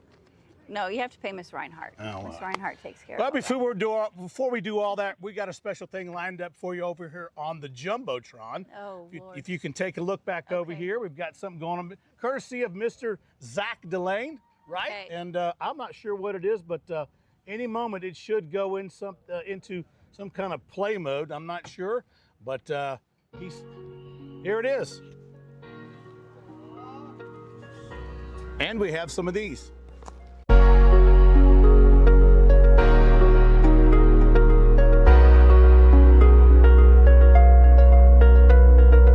Ms. Leihsing, I'm so glad that I got the opportunity to serve under you here at this school. You've taught me so many different lessons about how to become a better educator, and thank you for the time that you've given here. I'm definitely going to miss working with you. So much here, but I am so grateful.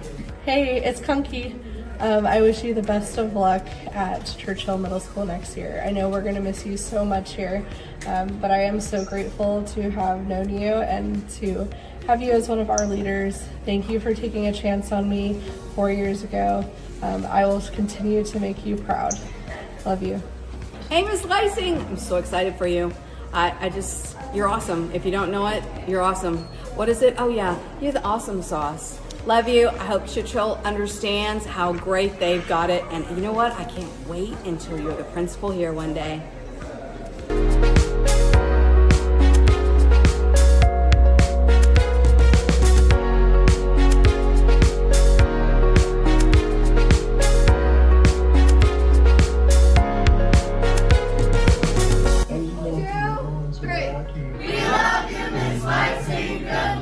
About that place, but just like I told you before. So, as you know, you're going to where I came from, and you know I have my feelings about that place. But just like I told you before, they're getting the best one for the job. They got a real one, and I can't wait to hear about all the magnificent changes that you're about to make over there. About to Davenport the hell out of Churchill Middle School.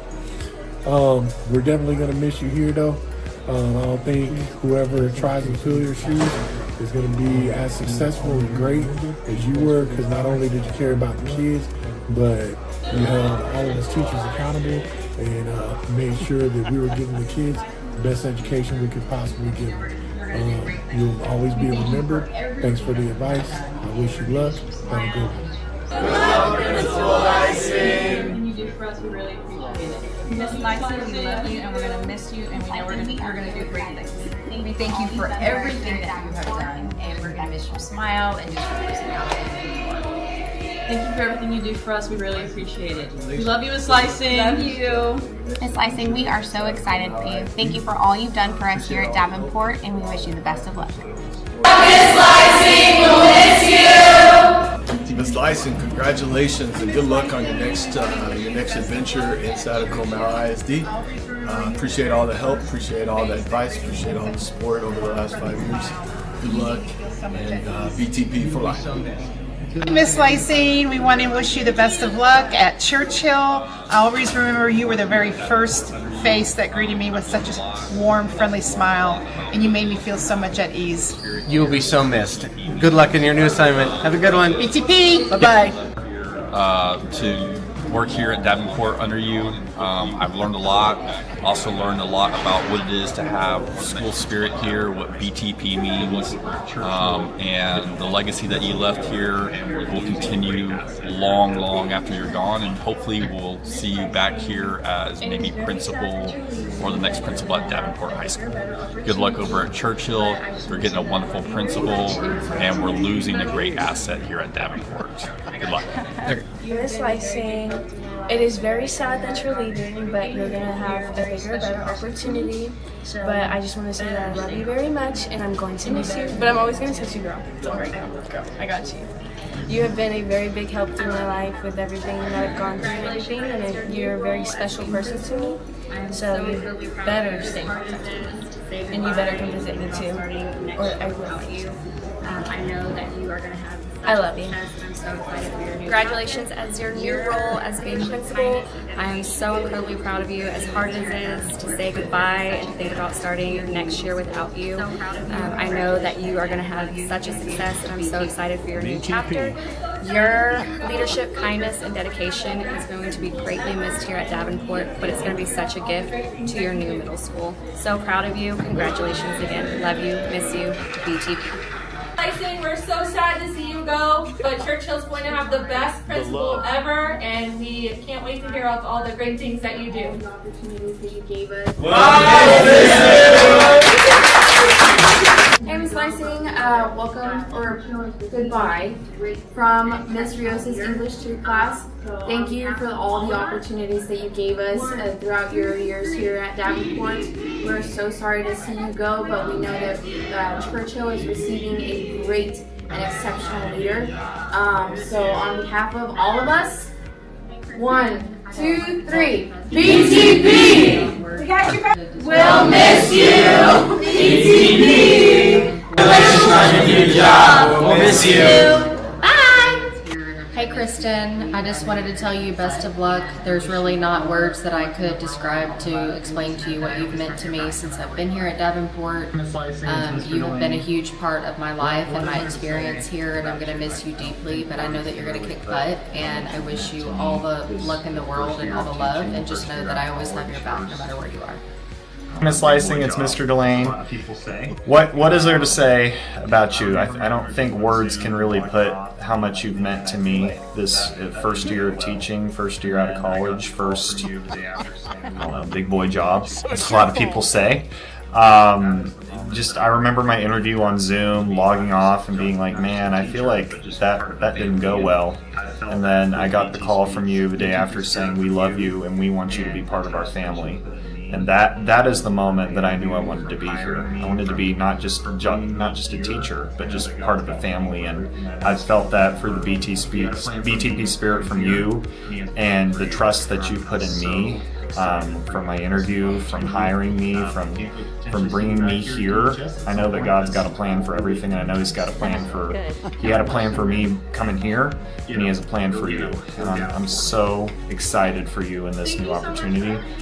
Can't wait to potentially see you back here at DHS at some point, because I won't be leaving anytime soon. So God bless you, and get them. Go get them. Go Davenport them. Thank you so much for everything you've done for us, and we wish you luck at Churchill. We love you!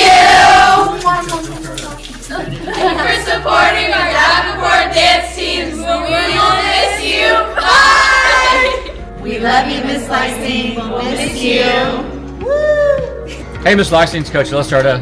Sad that you're leaving. Wishing you all the best. Good luck over at the middle school, and hope to see you soon.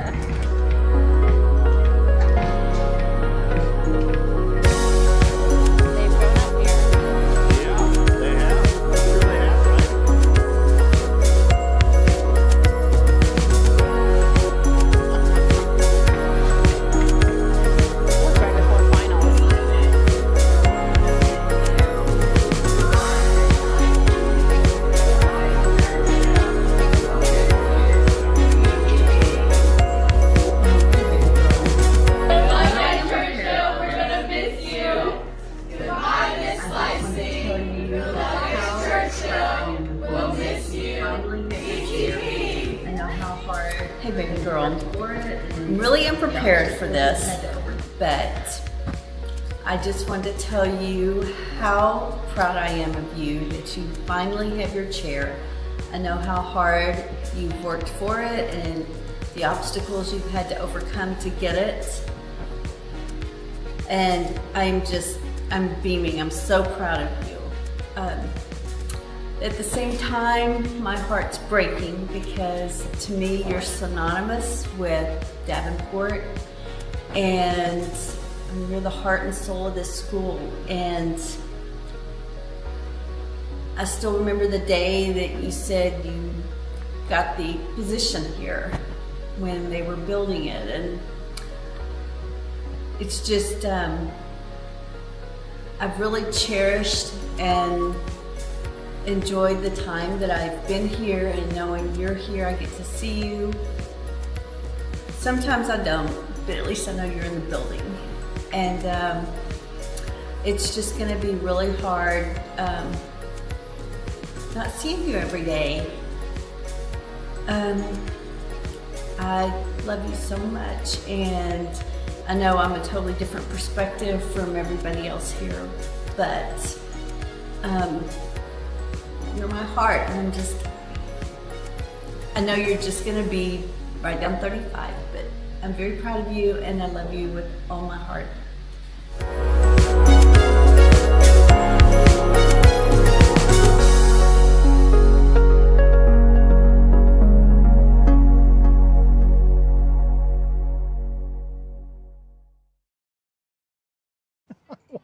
Is this part of the broadcast here?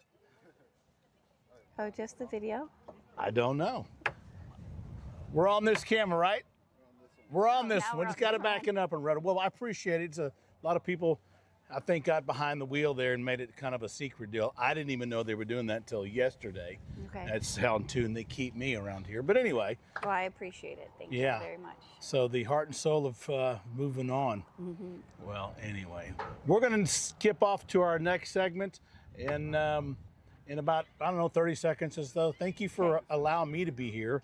Well, I met you and I had all these people I had to meet and it was a really quick deal. And oh no, this lady has no idea who I am and she's going to be my boss and I don't know anything about what I'm doing.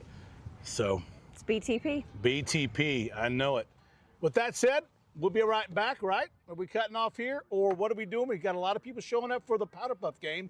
We have 2 minutes. Is that right? We got to talk for 2 more minutes? I got it. I got this.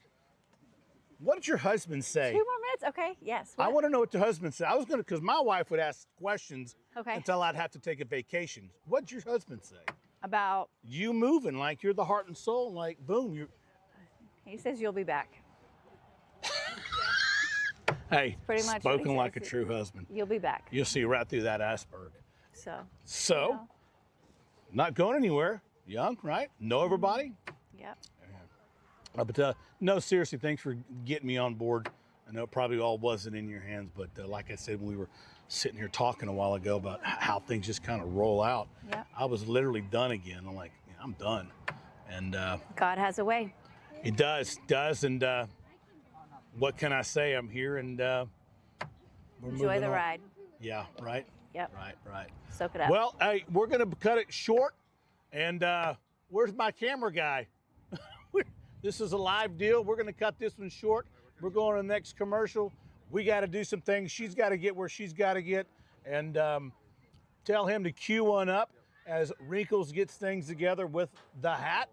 We'll take off and we'll be back with the next segment of Pack Press Media and the Powderpuff game. Thank you so much for tuning in.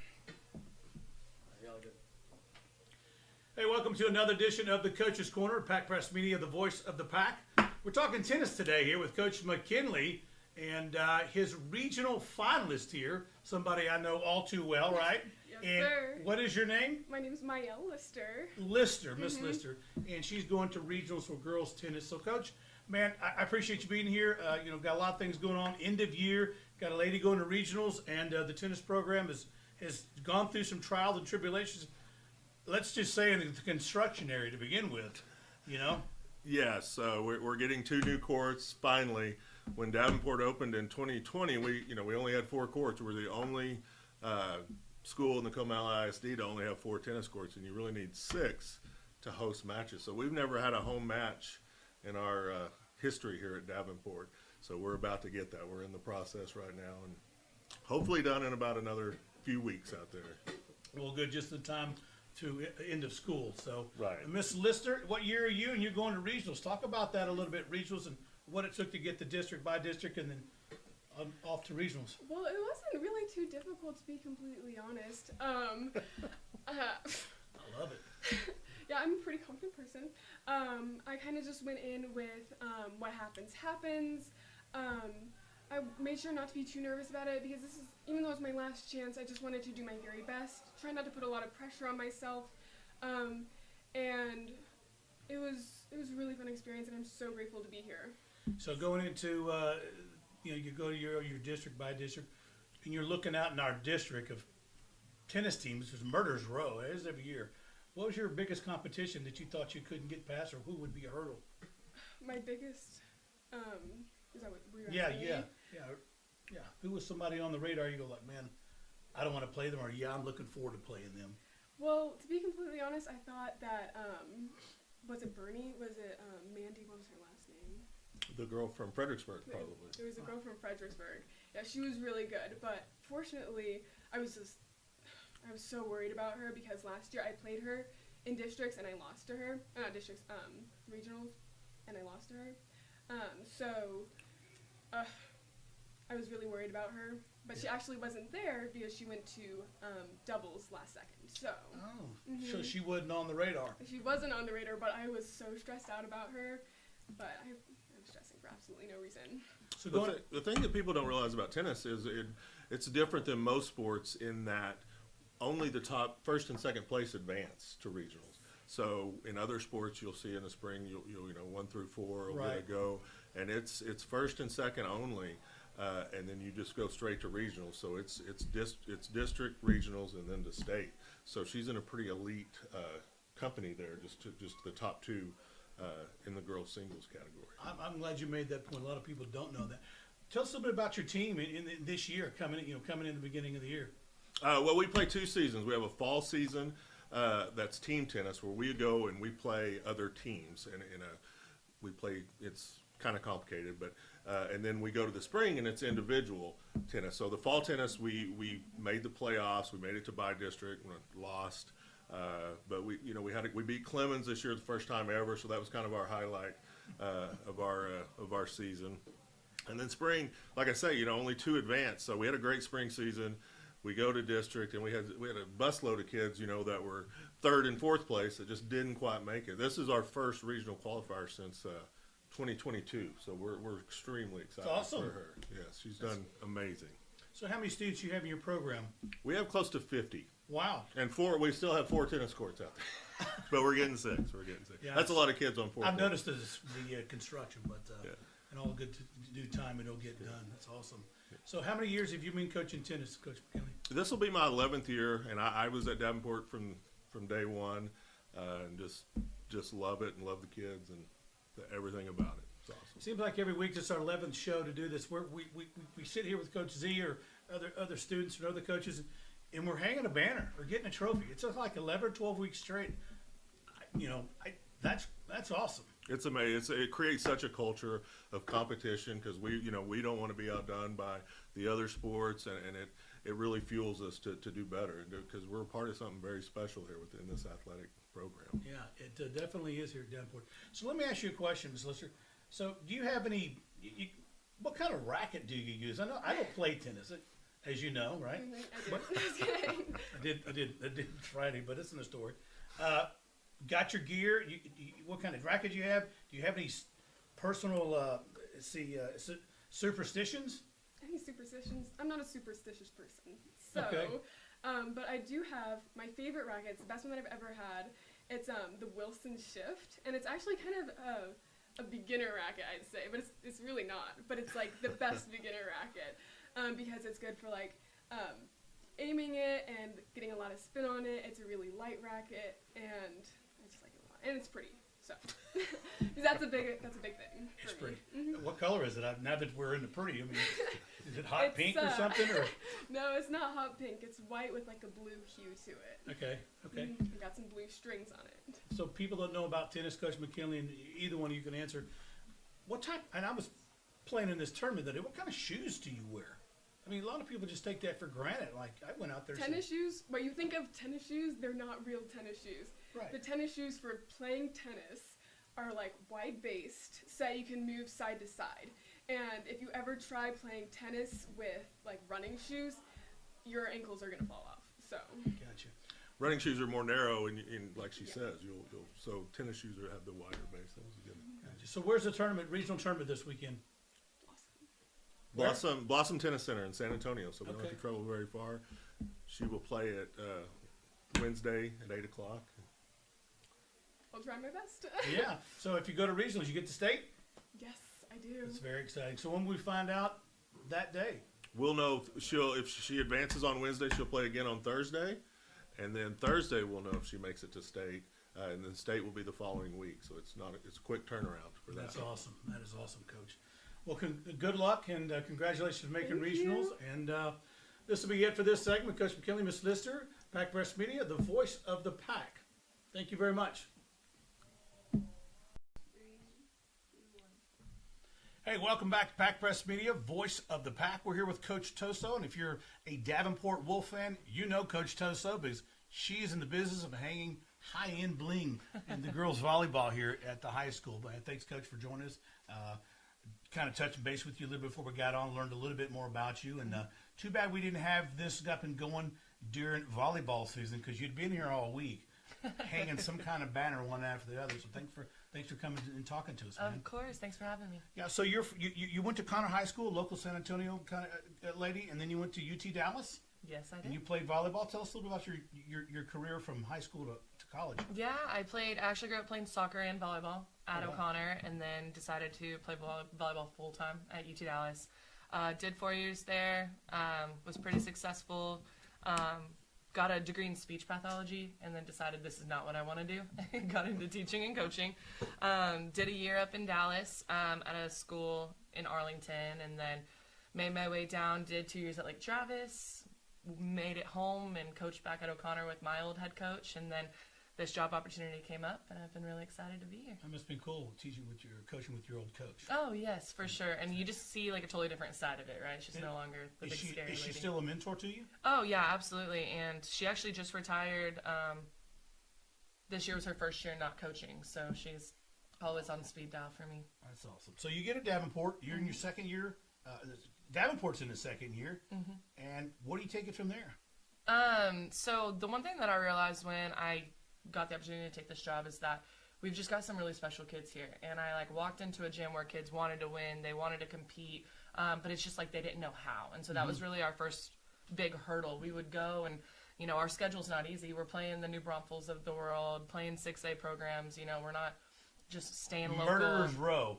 Right. And we were kind of leaving my first year beating up on people, and I just remember my girls being like, oh, hey, oh, we beat Wimberley, I guess we're pretty good. And it kind of made me laugh because I'm, I feel crazy, I'm competitive, I'm intense, and I'm like, yeah, y'all, we are good. And so kind of teaching them to win. We lost a tough playoff game that year to a really talented Lavernia team, which, I remember that game. Yeah, always tough. And then it was just kind of from that point going into the next year, I think the girls had that taste of what it could be.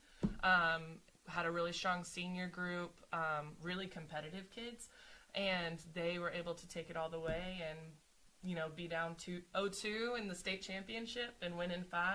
And that was just a great experience. And I think ever since then, we have a good amount of kids on our team this year that will be coming back and that were on this past year that have that state experience. And they've won at state. They've been a state semifinalist, losing in the 5th set to Belleville, and so I think they've got that taste again, and they're hungry to produce in their final and senior year too. So what a literal dig, 0-2 down 0-2, and you come back in 5. Yes, it was. I mean, do you see that a lot in the game? I hadn't seen a lot of it in the game. Not a whole lot, but when it does happen, I guess it's kind of a big deal. So it is a big deal, man. And so winning is a good thing, right?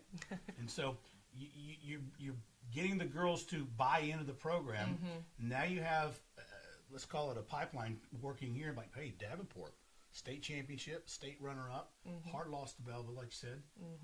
I'm guessing people really are going to start migrating over. They got a program going on. How do we be a part of that? Do you hear that? I definitely think Davenport's on the map, and it's gotten to the point where, I told you we got a bunch of those big schools on our schedule, and they're like, yeah, we'll play y'all, because I think they're gonna come and beat up on us, I guess. But you're not roadkill. Yeah, but now making our schedule this year, not a lot of people want to put us on their schedule. Crickets. Yeah, it's not. But I think it's a respect thing. I think people respect the talent that we have here, and even when it comes to talent, this senior group will be my first 4-year group, and I don't ever walk in the gym going, oh, we're the biggest and baddest and most talented. But what we are is the hardest working, the most diligent in what they do. They pay attention, they're coachable, and I think that just is a huge reason as to why this senior group has had so much success over their past 4 years.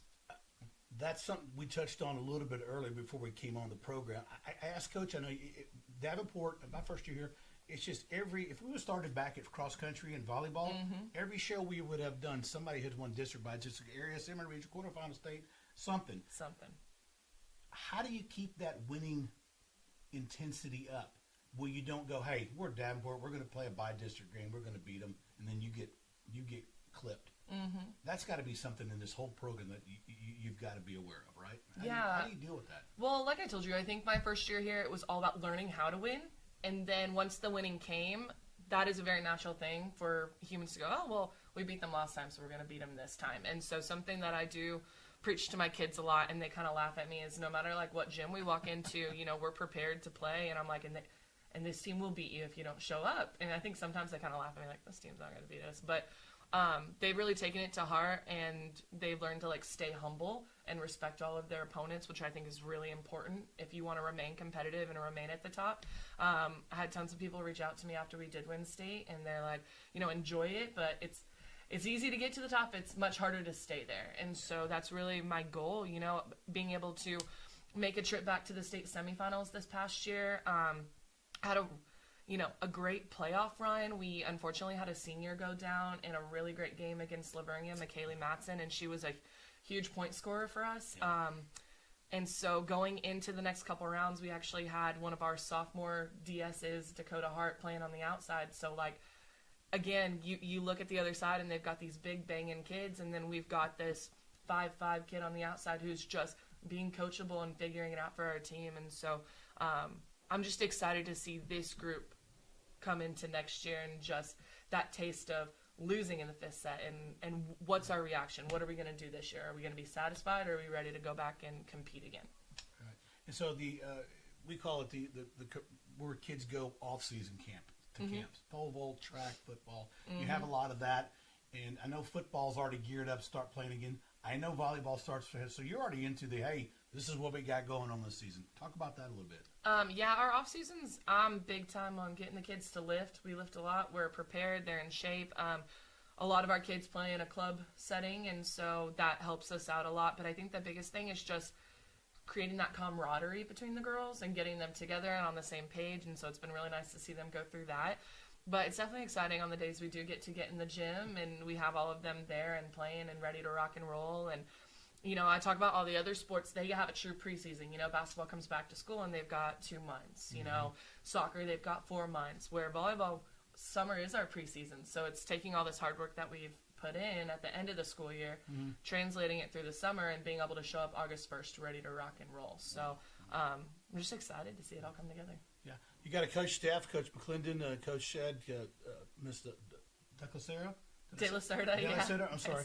I don't know everybody here still, but it's so you got a great staff too, and yes. I know that y'all are one pack trained of like wolves into this program you have. Yes, absolutely, and I think my coaching staff is not only hard workers, they're great people, they're great supporters, they love the kids, and the kids love them. And so Coach De La Cerda actually jumped on the day after school started because our previous JV coach had taken another job. And so he's been an absolute rock star. We were in practice one time, and we're playing a game, and it's got the score up there, and, after 25, you got to win by 2, right? And he wasn't aware. And so he's like on the other side of the court, Coach Toso, game over. And I'm like, you got to win by 2. And so he's learning. I don't feel so bad now being here, No, and he's just so funny because he was just such a trooper and a champ, and just jumping into a sport that, he's a baseball guy, he's a softball guy. This isn't what he does, but just to see him jump in and love on the kids, and the kids really respect him, it was just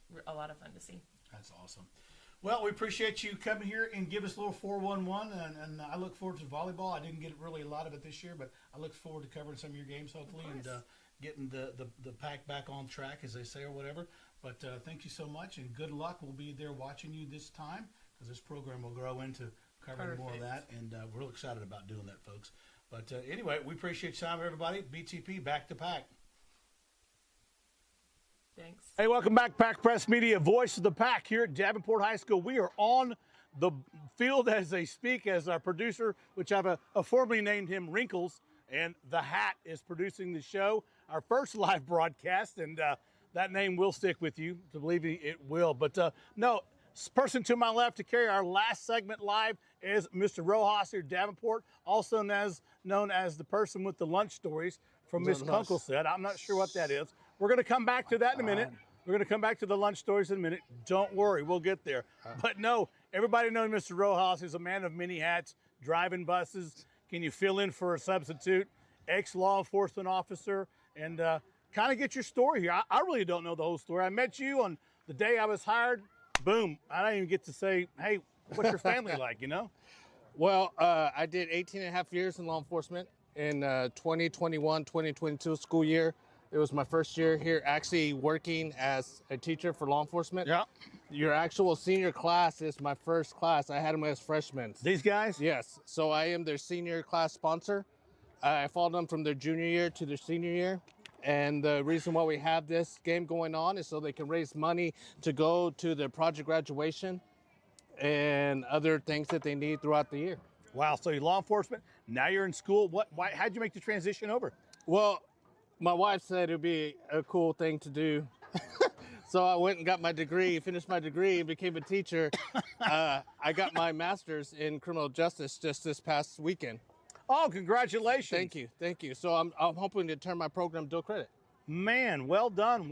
So you went back to college, got your master's. I did the same thing. Yeah, I think we're crazy. Yeah, I think I'm going to go get my doctorate, so they can just call me Dr. Rojos. I mean, that's what's I'm next. limited with my lack of knowledge. I'm never going to get to that level. But kind of rolling forward, I want to get back to the lunch stories.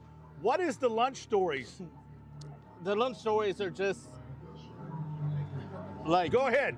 Just stories that I gave when I was growing up, and the stories I did when I was a kid and Crazy Youth. And we've got the people up here that obviously don't know we're live, but yeah, that's just a I like how they do it. They just cover me up, which is awesome.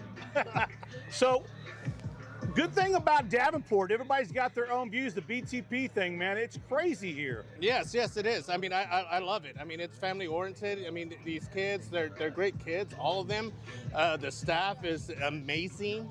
You know, the admin's amazing. It's just a great place to work at.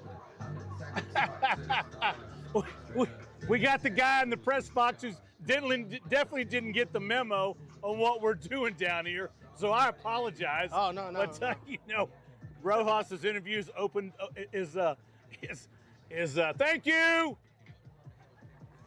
I'm sorry you didn't get the email. Anyway, that'll be on there. That's good. So, but anyway, you've become like the backbone of Davenport in so many ways. Well, there's many people there. I'm just part of the backbone. I got you. Yeah, there's many people that are involved in raising these kids to get to where they need to be, and it's, like I said, it's a great place to work. Yeah. So, you know, I know I'm the first guy here. You're here, but that support I got in the beginning was real, man. Yeah. It was real. I mean, but that's how we go. We want to help everybody.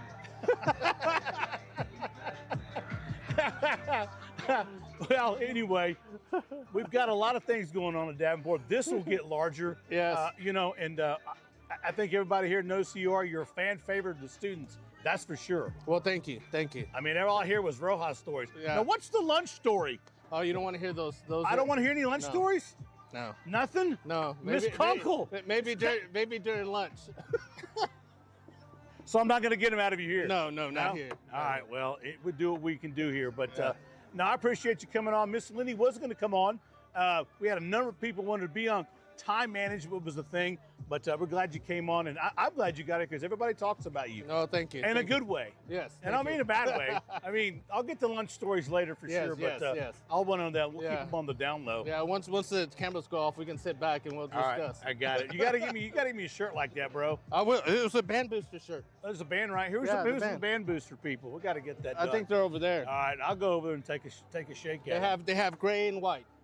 Hey, I love it. Well, this is Pack Press Media, voice of the pack, including we're going to now switch over to the live broadcast of the senior-junior Powderpuff football game. Be right back. Welcome back to Pack Press Media and the fourth edition of the show. We have a guest here today. It's not a coach, but needs no, introduction. It's Jeff Strace from the AP here at Davenport High School, and brought him on just after spring break. We're here kind of doing a recap of all the sports things and all the things he's got going on at the school. It's good to be here with Jeff. I'm glad to be here, man. I appreciate it. It's really a great thing going to Davenport. You don't know until you get into the weeds of being here, of all the great things going on. And Jeff, I appreciate you giving us some time, man. No problem. I'm glad to be here. So looking at the sports aspect of it, I don't know how much you're aware, but every time Coach sits down, there's a new banner going up at all times. What do you credit that to? I'll tell you what, we are extremely blessed with some phenomenal head and assistant coaches to start with, and kids who really, really work their socks off, buy into the programs, and you see it each and every year. We get better at all sports.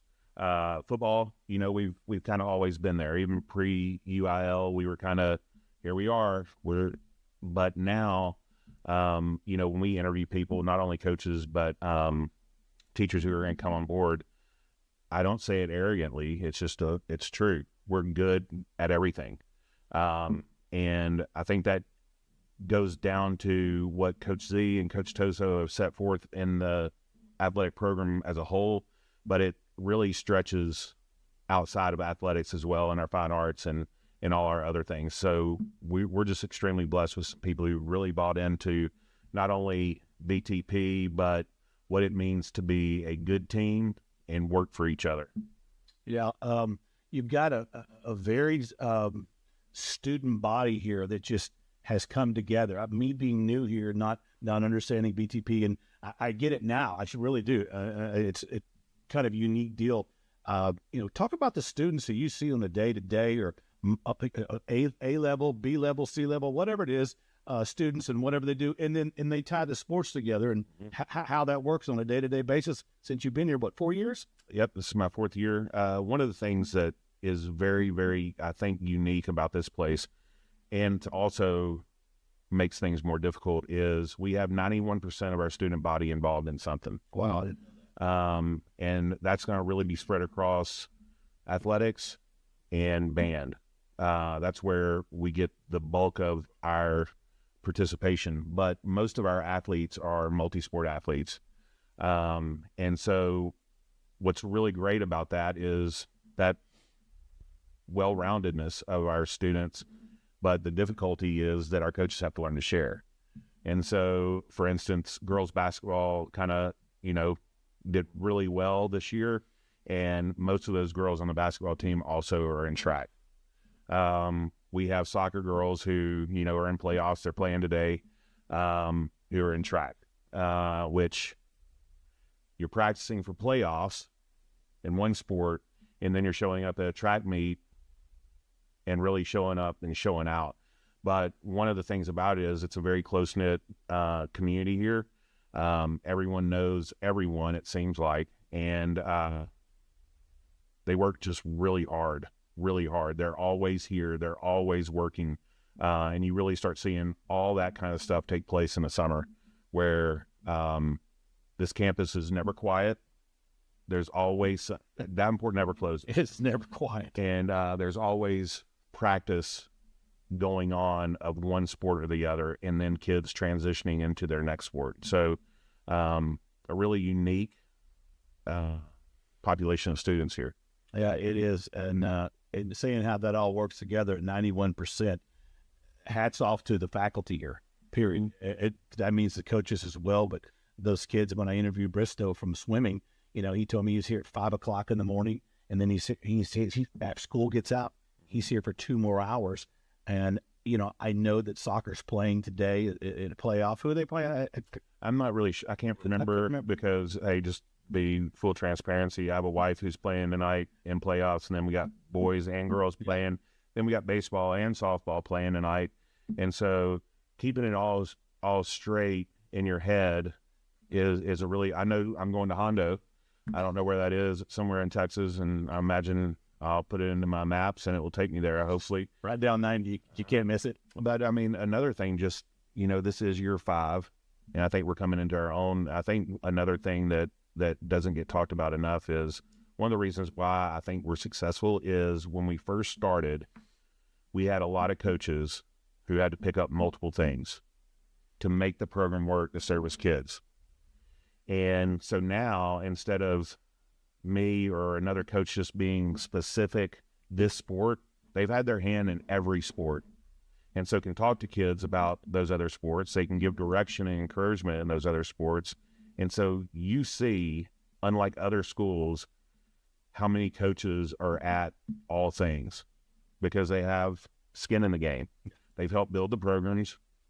They know the kids because they probably already played in their other sport, and now they're there coaching, encouraging in their new sport. And so it makes it it makes it very unique. We do have a lot of coaches, and and they're there supporting.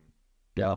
Soccer gets done with the playoff game, then they go right in the track. Some of the girls in the 4x4, 4x100 meter relay, And I know a lot of students do that across the state, but it seems like we have a lot, like you said, 91%. That's a lot. It is. Cross motivation, if you will, right into the second sport. So that'll be right into district. Well, when you look at, what is it, the Lone Star Cup, we're number 5 right now. Yeah.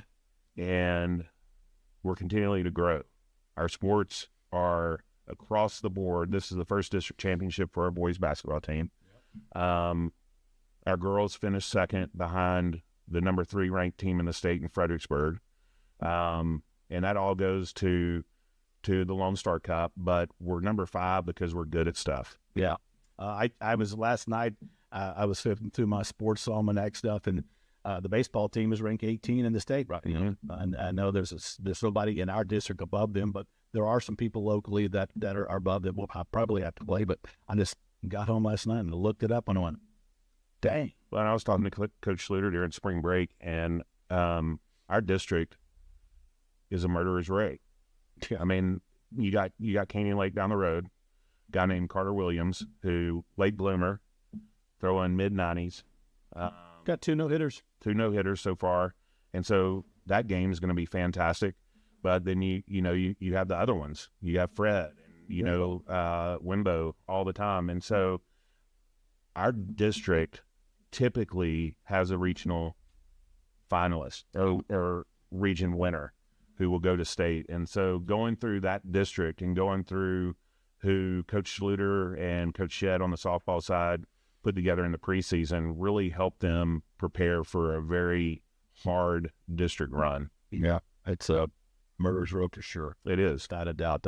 I sat here coming from another school, Canyon Lake, and looking over here going, man, we got to play Davenport. We got to play Davenport. And then being here, thank God, I sit here on this side going, now I know what it's like to be here, and them looking at us going, oh no, Davenport's on the schedule. At least twice a year. No one wants to see us on their schedule. No one, because we're going to work really hard. Again, I'm really hard pressed on trying to figure out a sport that is not performing. I mean, you start with cross country, state. Yeah, you mentioned Caleb Bristow, 2-time state champion. Getting here at 5, that means an adult has to be here with him at 5 to open the pool so that he can do what he does and then stay here another 2 hours. And that's Coach Kirkpatrick, who not only is he a heck of a German teacher, but he's a heck of a swim water polo coach. He's got a daughter who goes here who's on the soccer team, who also just brought home a trophy from the Houston Livestock Show and Rodeo for their steer. People who work here need to grind, and they have to do it for the right reason. And it's the love of kids and seeing them succeed and setting them off on their way when they walk across the stage. Coach Alford in wrestling has brought that program here. That we had some qualifiers, weightlifting. So yeah, I mean, the wrestlers on the ball. The wrestlers wrestle in the foyer on a mat. Yeah, on a mat in the foyer. So the first thing that guests see is this year it was over 40 kids wrestling in the foyer, getting after it, and we pride ourselves on doing more with less. I mean, we're not a completely built out school. We don't have some of the facilities that other schools have, and you know what? It'd be nice to have them, but I like continually surprising people year after year by doing more with less. You work for what you get. You appreciate it much more. Well, man, I don't want to cut you off, but one more thing before we go. Being here.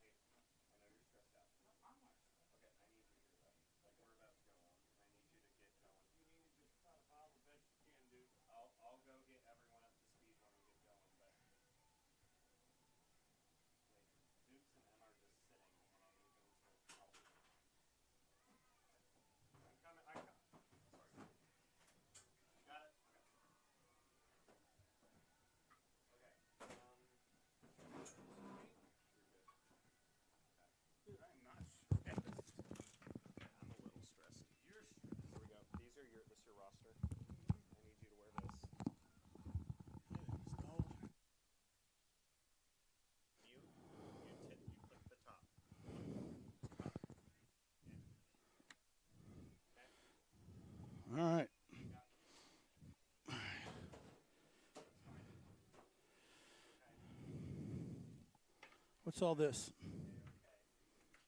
So I have nobody to talk to.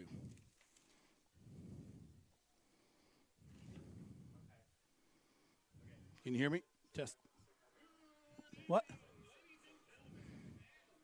Why am I sitting?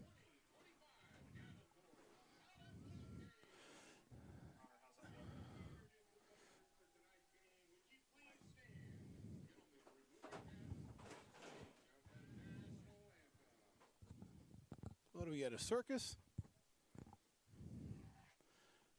Yeah, buddy.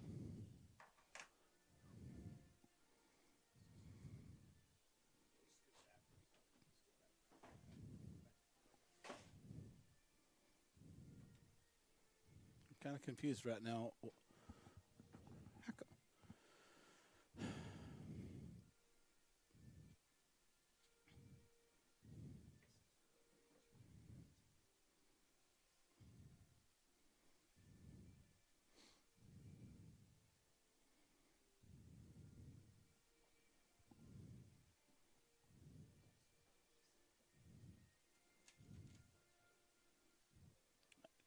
Can you clue me in what's going on? I stand up while I broadcast. Every time. Never sit down. Okay, well, I didn't know what was going on. It's all right. One of the many things.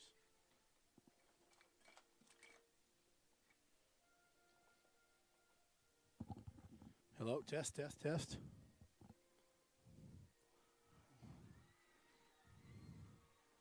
Man, this is way too close.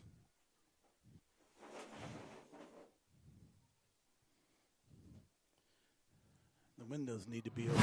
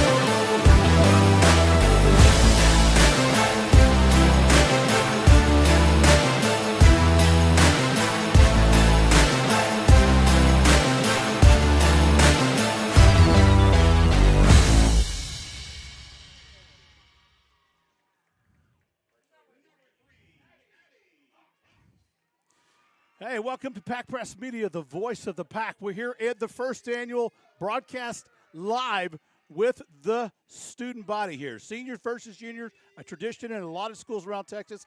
And Pack Press Media is bringing you the first game here live in school history. We're really proud of that. Thanks to our producer, Jack Delane. He'll be here today and making things happen. And my first in the booth for Davenport. So we welcome everybody here.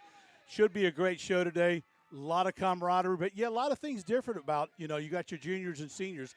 Last year, I think, as things went, we had the juniors winning, which now are the seniors. So they'll be trying to retain their title, if you will. I got to put my glasses on a little bit, but it's just the way things got to go.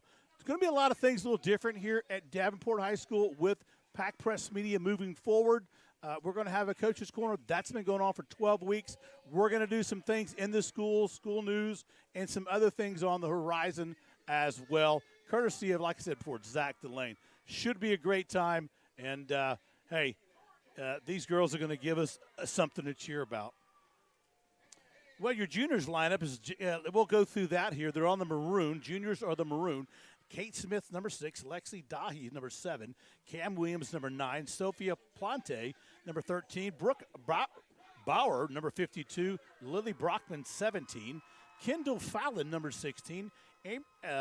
Amiri Ellis, number 10. Abigail Simone, number 11.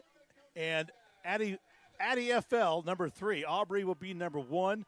And Ella, number 14. Ellie, number 2. And Addie Miller, number 4. That is your lineup for the juniors. On the seniors in the white, seems to be a little more of those ladies down there. Kenny Weaver, number 3. Marcy Manchuka, I hope I got that right, number 30. Riley Repsdorf, number 16. Molly Woods, number 10. Aubrey Sigmund, number 6. Cans McKinney, number 1. Emily Fitzgerald, number 18. Natalie Braunen at number 21. Number 33 is Taylor Dalton. Number 7 will be Celeste Albios. I hope I got that right. Didn't butcher it right. Butchered up too much. Jazzy Bean, number 2. And number 14 will be Anne Kolpig. I believe that's right. If it's not, bear with me. And finally, number 13, Michaela Wortham. That's the roster given to me by one of the coaches down there on the field. So we have our boys involved as well. So that's some boy cheerleaders down there. And we'll probably get a shot of them if you can't see them already.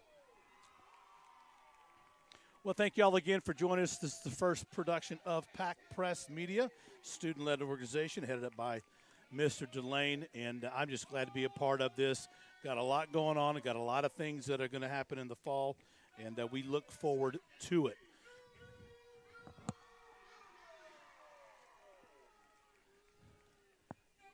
Good little crowd here as well for this.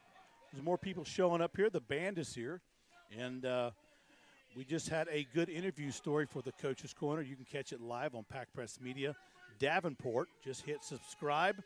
And we've got a number of shows already under our belt. And one thing that seems to be a theme with Davenport is that they are always hanging banners in one fashion or another. So that's it. And don't forget to go take a look at the other coaches' shows that we had already posted as well. We've got a lot of stuff going on as far as this year goes. And it is ending on a good note with softball and baseball still on the road playing sports.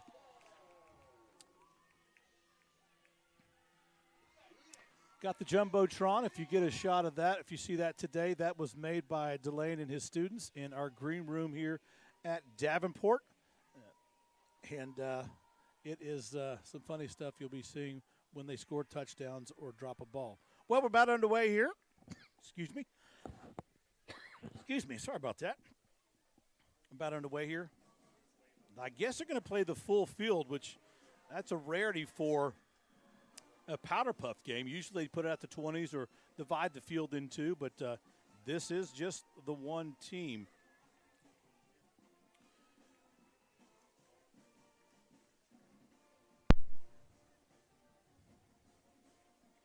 I want to thank Mr. Collins here at Davenport. He's the art department, and he helps us out. He was going to be here today at some point. I'm not sure where he went, but there's the boys cheerleaders back in the day, right? So, no, he'll be here, I think, sometime later today. We really appreciate his efforts and what he has done as well. And I also want to thank Miss Looney for making everything possible, and Jeff Stracer starting off in the beginning of the year, getting anything painted and done up as we're about to get on the way. Ball placed at the 50, and I'm sure they'll do offense, defense, number of plays. I don't know the form they're using here, but it will be should be quite a game.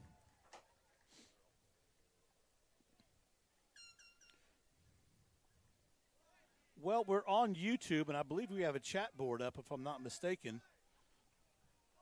Do we have a chat board up on YouTube yet? Yes, that's a you question. Well, it's on YouTube. If you have a chat board and you see it, let us know what you think. We greatly appreciate it. Here we go. We're underway. First, the seniors are going to get the ball in.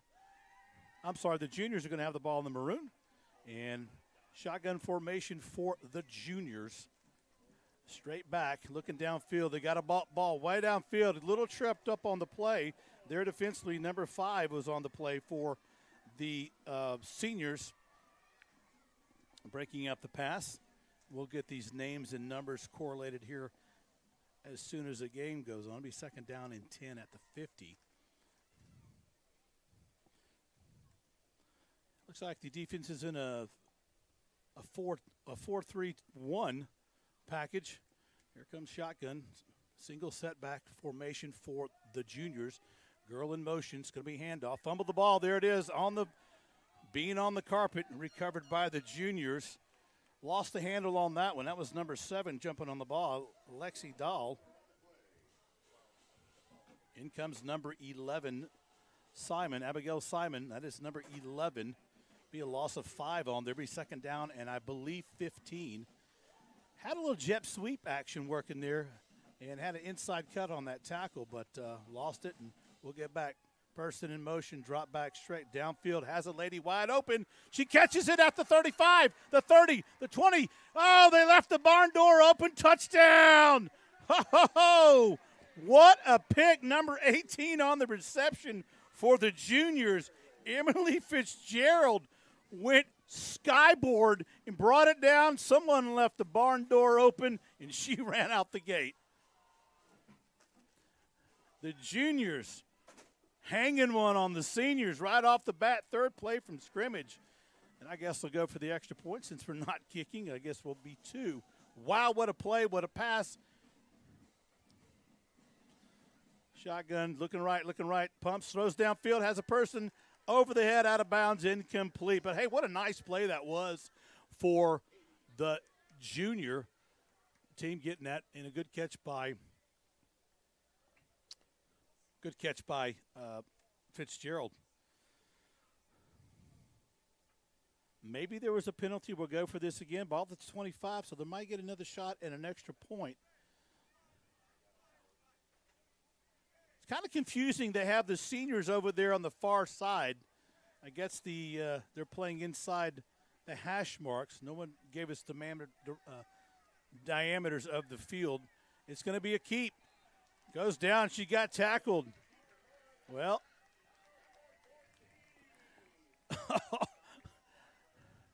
number 14 in on the blitz there. That is the seniors. That is Culpa. I believe that's Culpa. I can't read some of this writing that was handed to me about 2 minutes before the opening snap of the game.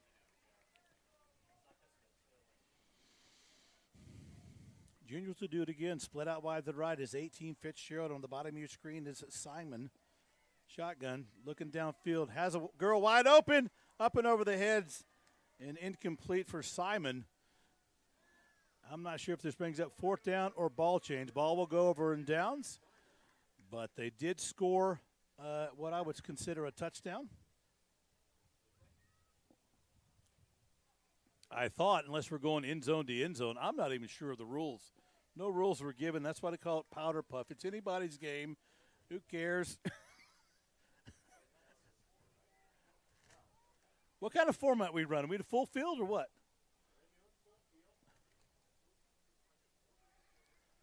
Yeah, usually the field is cut down to the 20s as the goal line.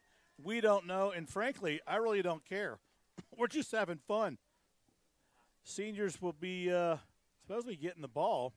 Now, the word is on the seniors that they're going to be they got some wheels back there. I know Repsdorf is a single setback at the 20-yard line. She is a motorboat. She is obviously a part of the track team and the soccer team going all the way to the state semifinals, losing to Salina 2-1. So I know they've got some speed. Will they use it, or will they use it as a ploy? There you go. Here we go. Set way back is Repsdorf, all the way back to the 20. 10 yards back. She'll move up about to 8 yards away. Look for a quick pitch, I would think. The defense is way off the ball for the juniors. Yeah, they're just going to pitch it back and let Repsdorf try to find. Whoa, and she is not afraid. And she gets out of bounds at about the 38. And there's the speed we just talked about. Repsdorf taking it wide to the right. I'm sorry, Emily Fitch. I'm sorry, make my mistake.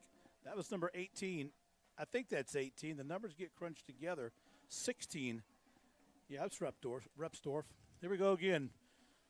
The junior is going to flat out one right at the bottom of your screen. Girl goes in motion. So quick to Repsdorf. She cuts it back inside the tackles. Reverses field across the 40, the 45, the 50, midfield. Tips though down the sideline. And like a grease pig at a county fair, she slipped through the hands of everybody. No, Mr. Delane, that was not a touchdown. I mean, unless you think they're playing between the 40s. It may have been. It don't matter to me. Hey, it was a good run, and that's all that matters.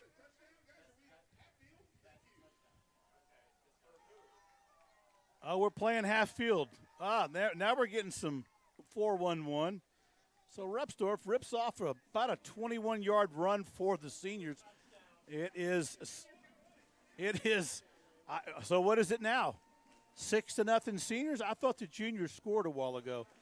The juniors have it. They'll do shotgun formation, single set, but she got off the field. Just a quarterback keep up the middle. RPO and number 7, the quarterback, takes it down across the 40-yard line, and that is the quarterback, Lexi Dahl. RPO's run-pass option, but we won't get so technical here. We'll save that for football one day.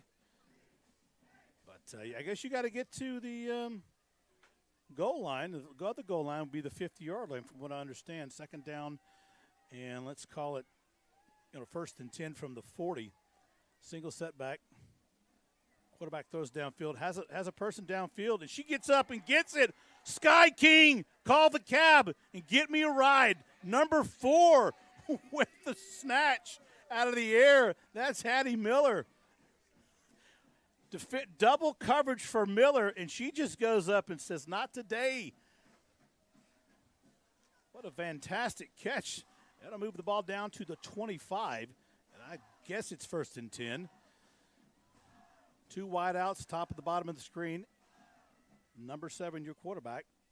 That's Stahl. She'll take it and gets around the right side, sprinting up for the first down. What I assume is the first down is Addie Miller again, but who really knows?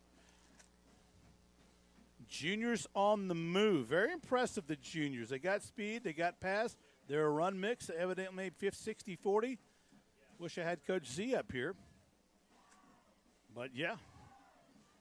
We apologize for any camera inconveniences. This is the first time some of these kids have ever run a camera.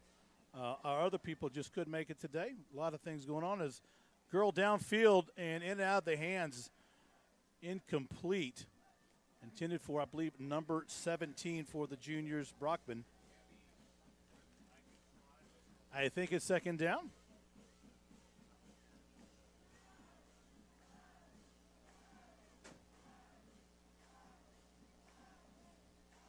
I want to thank everybody who's joined Pack Press Media, the voice of the Pack,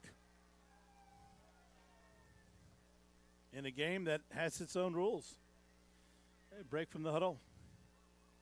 Shotgun, number 7 in the backfield. That's Dahl. She'll look out there.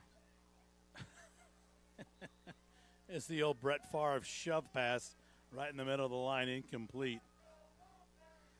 There was nothing there. No backdoor to the saloon on that one. It'll bring up whatever down as number 16 comes into the game. That's Fallon, Kendall Fallon. And she's got a set of wheels on her as well. Out comes number 16. I just said, so she's in, so she's out.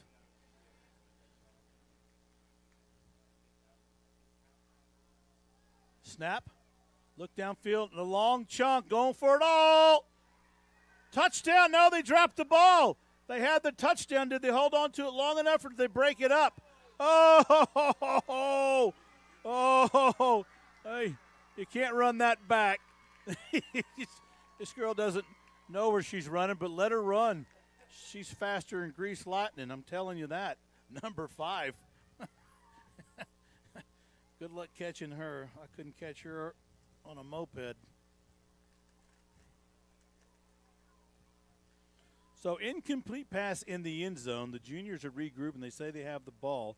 The juniors say, well, juniors will be on defense, take over for the whites, the seniors.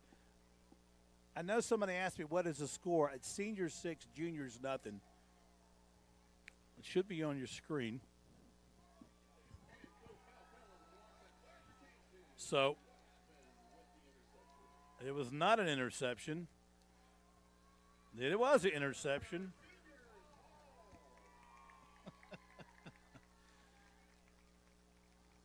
Well, that's that whole organization down there in the football field. It's about as clear as a mud puddle in the Caliche Road. Mr. Delane, you taking account of the game, aren't you? Yeah, we do have instant replay. Let me know when we do that. Here comes the seniors. Repsdorf right up the middle. Repsdorf, like a rutting buck in November, she got downfield and right after it. That'll be a first down for the seniors. You talk about Repsdorf having wheels. It's all true, folks. And people that probably haven't seen her run this year, well, there you go. She put her on. We should redshirt her and bring her back on the football team for boys. There we go. Repsdorf again. Just feed the beast. Outside, nobody's got containment. That'll be first down. She's tackling about the 46. And if I had 2 nickels to rub together in my left pocket, I would say Repsdorf was going to run this ball again.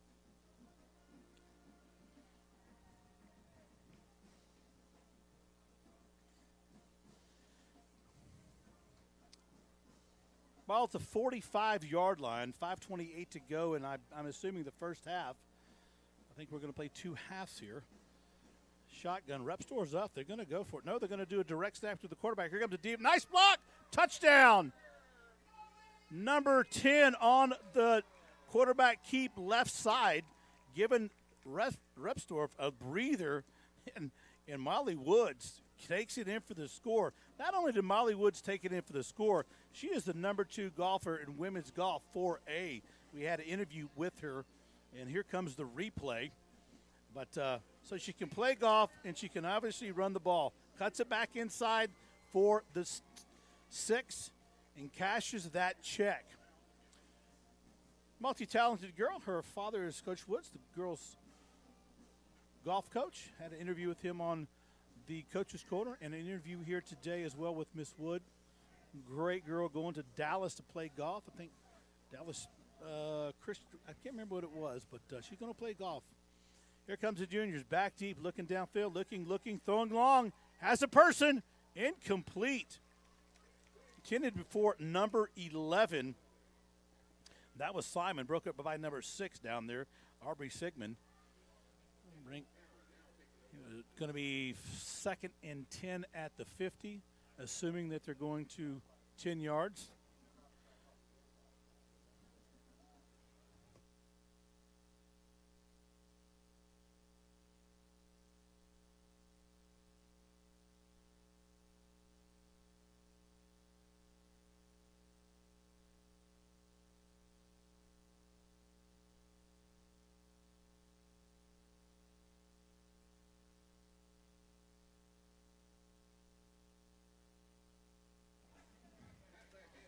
Halfback handoff. Had a little technical diff. We got an athlete with a shoe. Her shoe's coming off. So she's coming off. That's number 1, Cans McKinney. I'm sorry. That is the junior team. That is Aubrey. I don't have a last name. She's a small player. She's probably about 3'12". Here comes the juniors. Loss of 5 on the play. Back into the shotgun. 12-6. Oh, what a saving catch across the original long line of scrimmage. Number 11, scooping it up. What a sensational grab. Abigail Simon. Wow. I'd like to see the replay of that, but on a close-up. Man, she took that right off the carpet like a Kirby vacuum cleaner.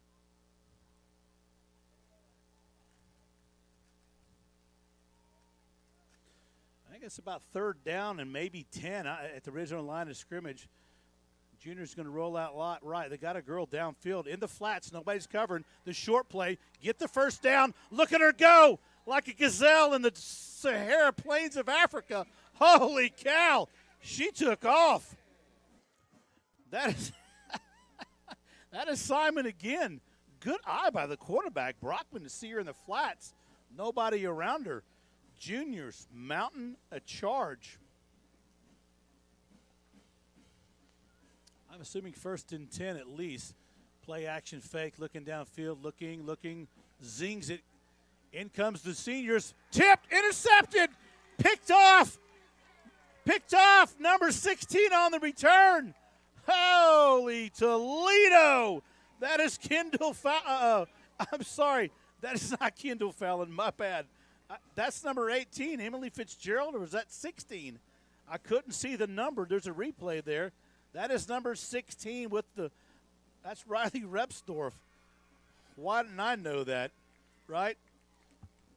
Repsdorf with the pick. Got a play downfield and took off. She did.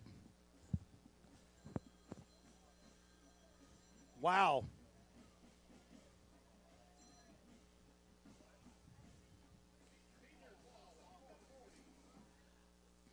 12-0, the seniors up. Ball at the 40. 1st and 10 for the seniors. And about 40 seconds to go as the clock is winding down on the big screen. It's 12-6. I'm sorry.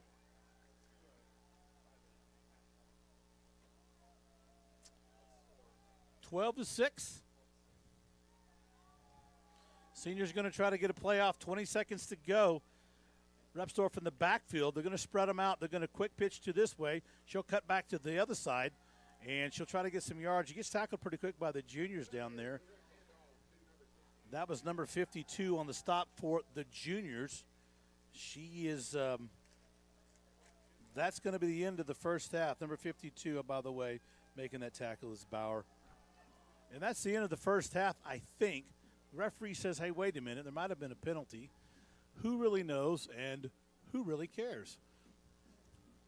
Let the girls play some ball. This is great.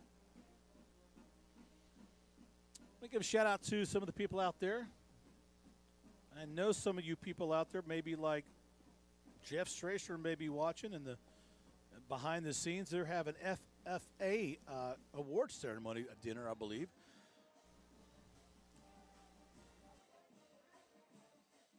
Don't know what's going on, but it is halftime according to me. Well, according to the board. They're going to say one more play, there was time or something. Who knows? Who knows?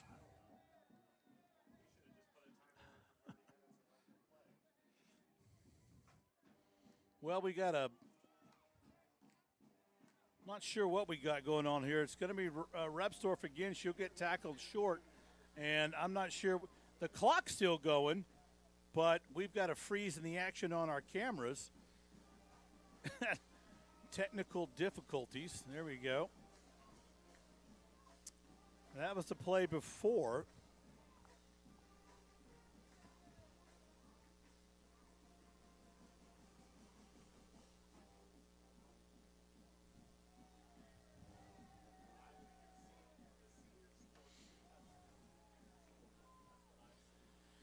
All right, we're back. We got some technical difficulty. Here comes Repsdorf. She's not going to run it. She's going to pass it. Wide open, tipped, and catching the ball and dropped it. She had it for a touchdown, but no good. What some concentration to go on the on the intended receiver out there. That was number 19 for the seniors. She almost had it. That's Fitzgerald. No good, they said. No good.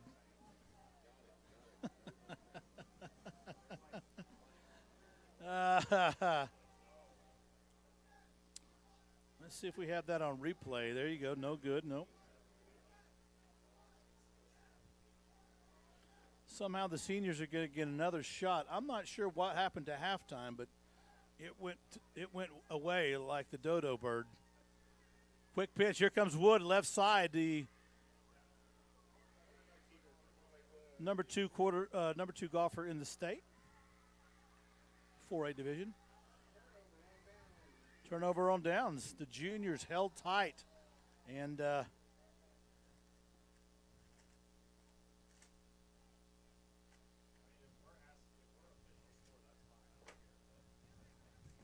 we appreciate y'all joining us here.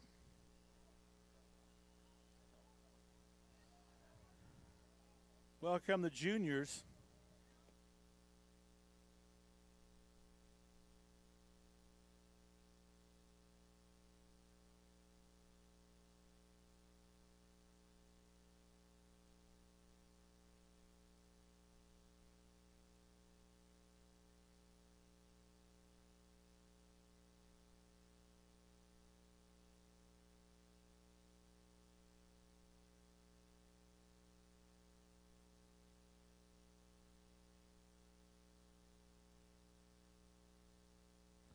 Sorry about that.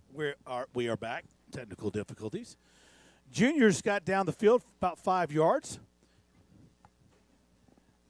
Number 7 quarterback keep this time. She'll go up the middle. She'll get the first down and more. She'll be brought down. About a 10-yard gain. That is number 7, Lexi Dahl. What a great day for football. And we're in May. Great temperatures. Very dry humidity. Even the band's out here.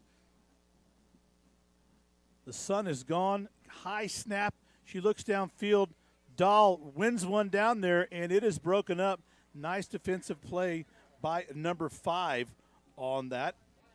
I don't have a number for number 5 for the seniors. Wish I did, but I do not.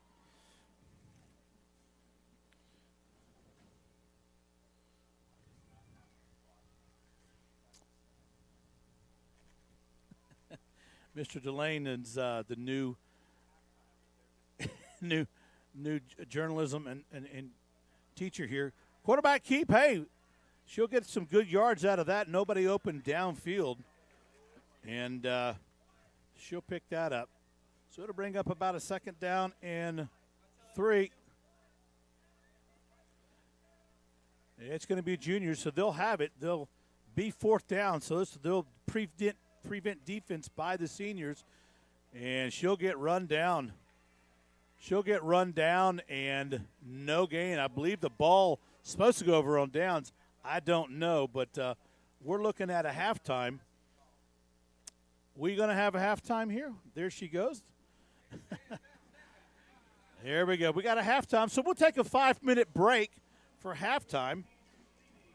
If you're watching the show, give me a text to say hello. You can text to me at 210-246-3345. That's 210-246-3345. Give me a text, say hello, tell me where you're calling from and what you got going on and who you're voting for. That's 210-246-3345. Text to say hello.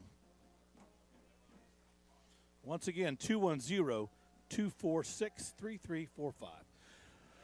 Well, it's great to be at Davenport up here. There's Mr. Lieutenant Colonel Allman, and he is another staple here at Davenport High School.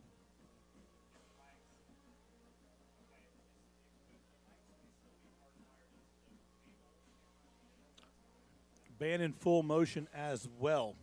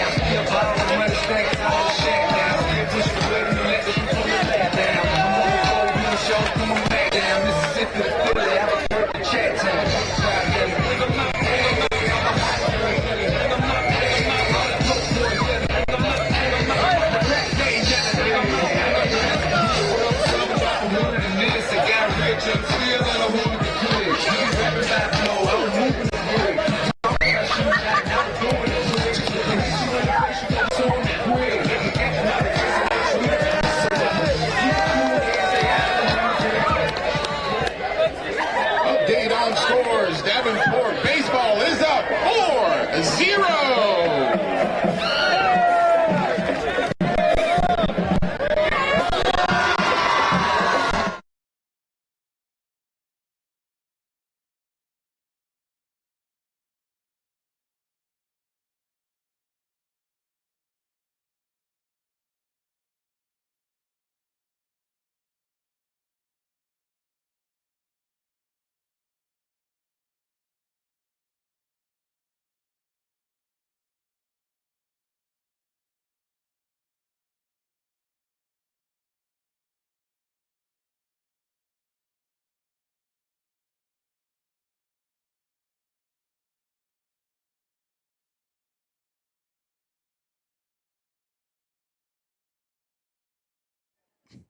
Hey, we're back here. This is about as organized as a first grader's birthday, but we are doing it, and it is exciting. So good to see this working well.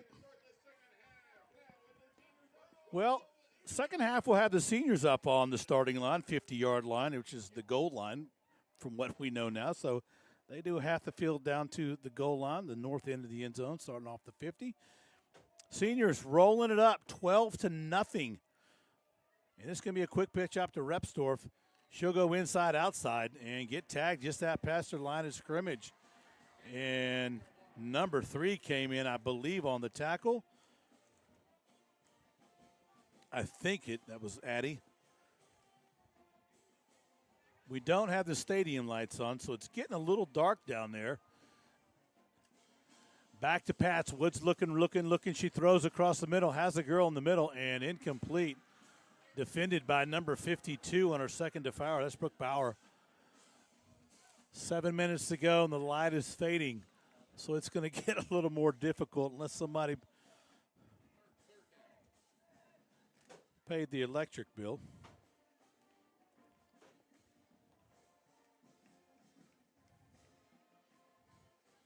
Second down and 10 for the seniors. Shotgun. Woods takes it. She's going to pitch it back to Repsdorf. Starts left, goes right, cuts it back upfield, and gets tackled, as they say. She's still going, and they're going to say she was down, but Repsdorf's going to take it to the house and display her speed. So they'll bring it back here. They're not wearing flags, so I'm not real sure how they determine who got tackled. I guess you just touch them?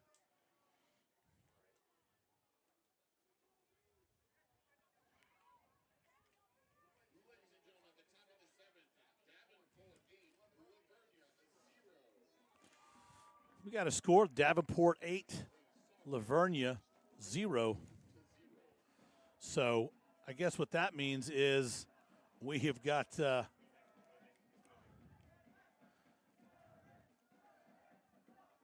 baseball on the roll as usual. Oh, fumble on the play. Repsdorf picks it up. She's going to try to make something out of nothing. She'll switch inside out and get tackled somewhere around the 45.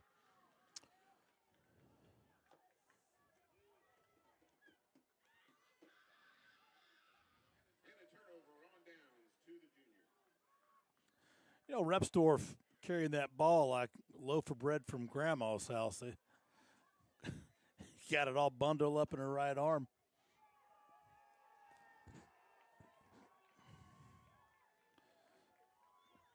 Seniors rethinking things. Only got 2 yards in about 3 plays, so they'll have to do something here. Juniors just jonesing to get the ball back. Down 2 scores.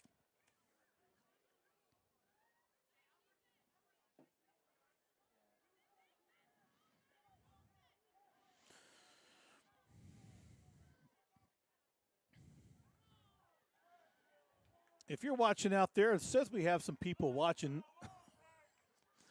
Give me a text to let me know whose it is, where you're from, who you're rooting for. Text me at 210-246-3345.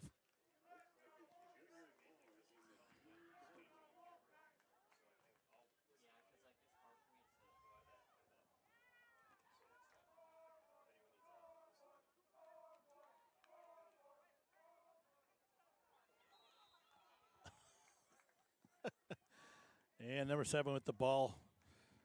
Ball went over downs, I'm assuming. Bring up second down, and I'm going to say goal. Who really knows? Fumble on the play. High snap. Throws it back downfield. Intended for number 4 of the juniors over there in the maroon.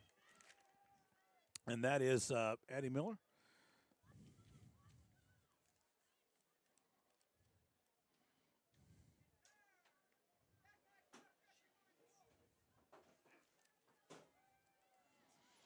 Oh, play in the flats. That was going to be a nice play. Pass drop by number 7, Dolly. Uh-oh, timeout has been called at 3:27.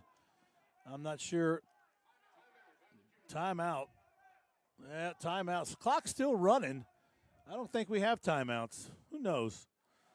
This is a good thing for Davenport. Very organized as far as doing this. Last year they said there wasn't a big turnout, but we've got a lot of people here this year.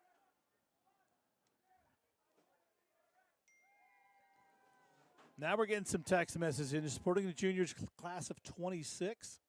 I don't know who that is. James Collin texts me. He says, I'm rooting for the announcer, which is Benedict Arnold and from Kansas. I'm not sure what that means, but I know who Benedict Arnold is, and we appreciate your support as an athletic supporter. Just a couple inches go for the first down. We got all kinds of movement. They're trying to get under there in a push, and do they get across? They're saying no good. Her knee hit the ground. Let's see a replay. What do we got? What do we got? Hike the ball.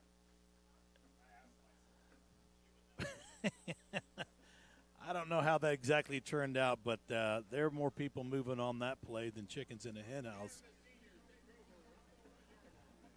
So the seniors will take over on the 1-yard line.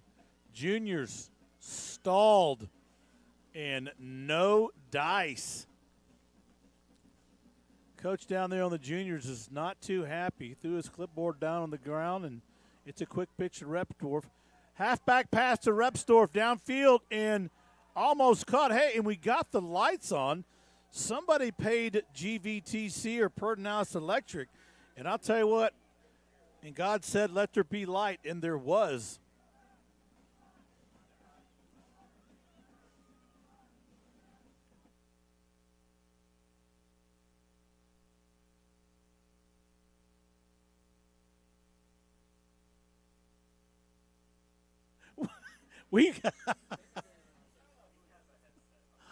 Oh my God, that's funny.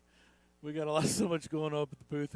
I have to tell you one day, but we finally got the switcher operator with the headset to the cameras. Expect drastic improvement. Repsdorf, quick pitch, left, right, going to have a blocker out in front. Oh, she'll get across and gives number 9 the Heisman, and we mean that as a stiff arm. Cam Williams gets the Heisman by Repsdorf.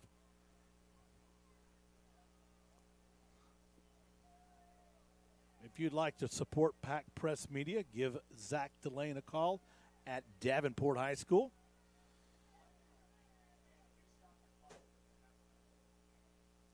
"50 seconds to go here in the second half. I'm not sure what that means or if it even matters.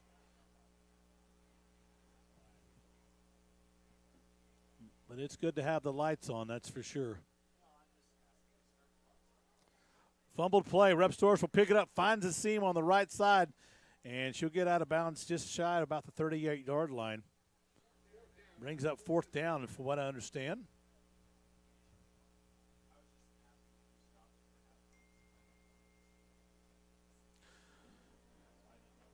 Well, Mr. Collins, as one of the trio here, he's out doing something with the activities here at Davenport. Texted me, said Zach Delane's extension at Davenport High School is 4258. I think it's 830-837-4258. If not, just call the main number. Fourth down for the seniors. Juniors would like to get on the ball. Wood looking. She's going to run. She takes it, tucks it, and what a sack. A sack by the junior, number 15. Number 15 with the sack, and that is going to be a loss of yard. I don't have a number for number 15. That's a travesty. I was going to give her full credit.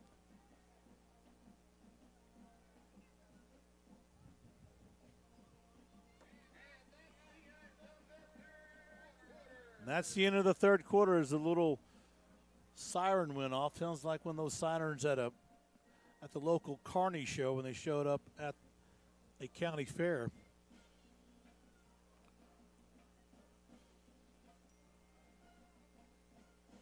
'15 is Alexis Glebus. Somebody just texted me. Thank you so much. I love that.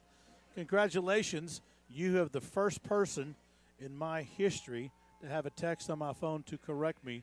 And doing this previously 9 years for another high school, you have started a trend. We thank you very much, and very grateful. Somebody wrote down this roster with a back pass and in and out of the hands, incomplete.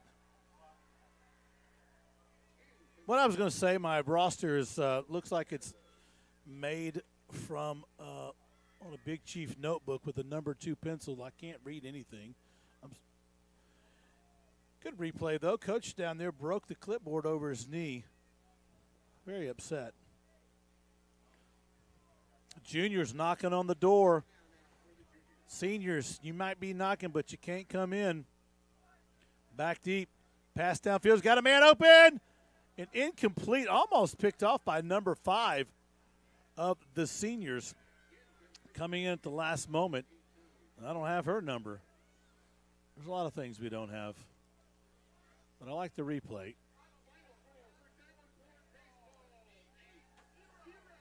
Davenport just beat up Lavernia 8-0.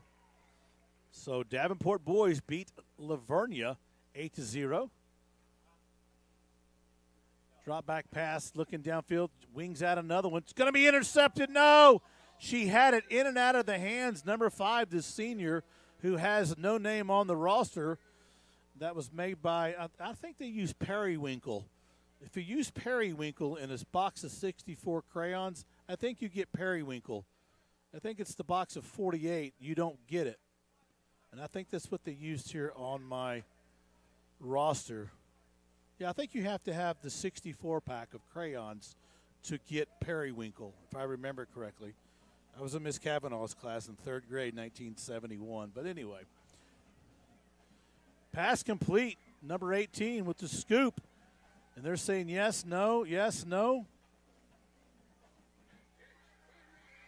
Ah, she caught it. Touchdown, the juniors got on the board.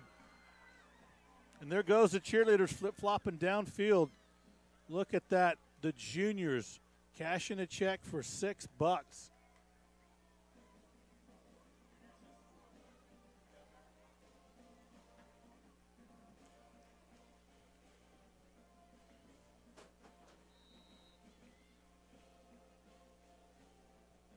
We'll be right back as I get this organized.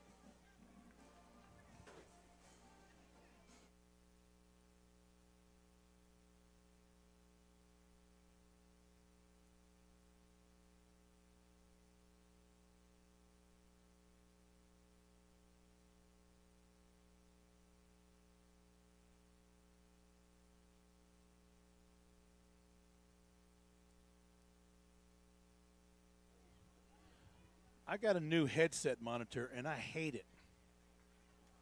I hate this thing. It's a new technology. I'm not a mechanical guy, and we're trying to make it happen on our first broadcast, and so we're trying out a bunch of new things as the juniors take.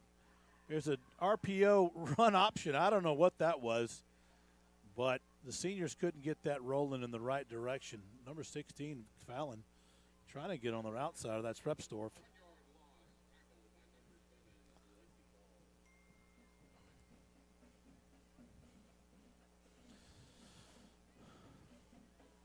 Brings up second down.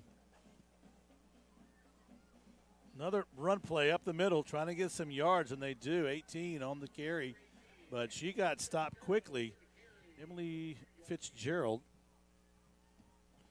Well, the seniors head by one score, 12-6 or 2-1, however you want to paint that wagon, has gone to the run game up the middle. Juniors got to make a stop and get the ball back if they want to try to tie this game up and go into OT. Friday Night Lights, we're back at Davenport High School, but yet it's the Powderpuff game. What a great way to end the season. Who says they can't turn on the football lights in May?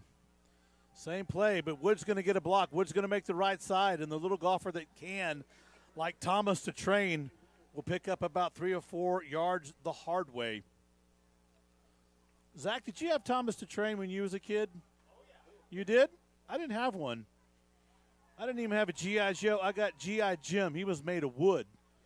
Yes, and when he got wet, he used to crack and split and swell up. It was terrible.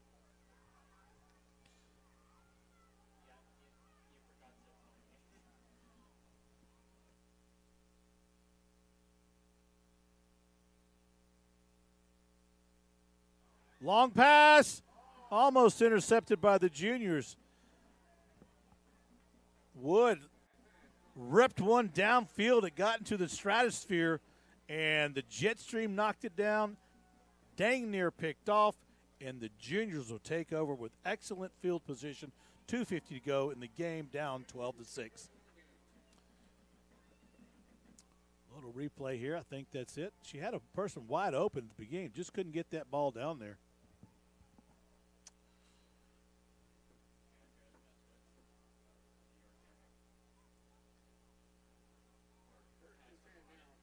So the juniors just put 6 in the third quarter. They'll get back to pass. Downfield looking, zinging one downfield, and almost intercepted by the seniors down there. Number 18, Reifsdorf, is almost on the pick 6 committee. Well, I appreciate everybody out there. I have another person text me. He talked about the crayon colors instead of maybe chartreuse. I'm going to stick with periwinkle. Not that I like periwinkle, but I think that's the color I have. As the juniors rips one downfield and into the dirt it goes, intended for number 4, Eddie Miller. Brings up third down. Last couple of plays, the quarterback, just hasn't been able to get that where she wanted. High snap over the heads, way in the backfield. Going to have to think what to do, and they're just going to down it like that. I guess that means incomplete pass to go up there. Smart play. She would have lost a lot of yards. So it's going to be 4th down and about 10 or 12.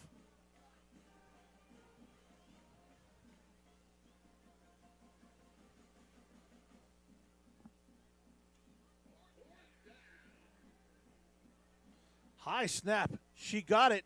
She's going to wield one downfield. She's got a person open. Intercepted. Number 5, the senior. Number 5 with the pick. I think it's the second of the game. I don't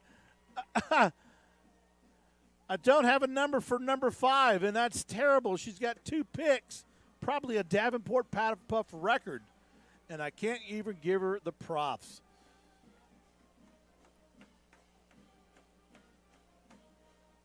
Wow. Seniors should seal the deal here with time running out. 20 seconds.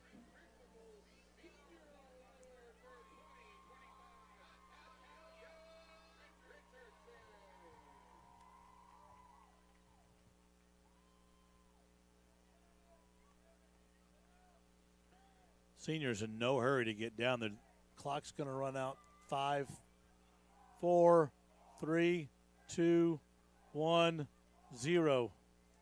One more play, they said, And Woods is going to go out, and that's going to be the ball game as far as I can tell. But what do I know? Seniors win. Seniors win. That means they were juniors last year and won, and they won their senior year. Excuse me. Well, we want to thank everybody out there and the Pack Press Media godfather, Zach Delane, also known as Big D Lane, has made it all possible. So we thank you. Winners.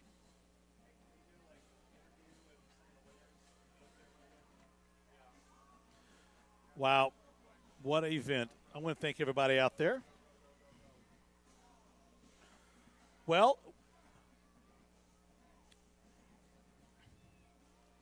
a new tradition has started. I guess we'll be doing the live stream next year of the Powderpuff game, right? We're going to cut to some interviews is what I'm being told. And Mr. Delane's going to get his own headset next year where I can talk to him, if not in a couple of days. No, it's been good. We thank everybody out here. Thank you, Mrs. Looney, for allowing this.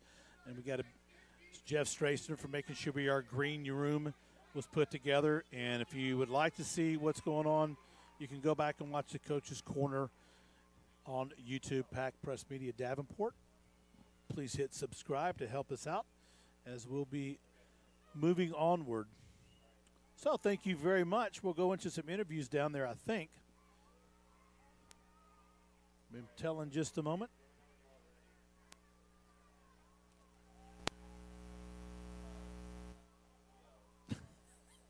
I've got a kid who's never run the switching board before. He's a pure panic. Yeah, I'm ready.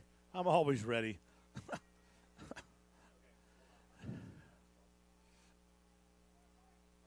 Yes, sir. We're going down to the interview right now on the field. I think that's Repsdorf and Templin, the soccer goalie who has 18 saves, a new state record. Go ahead.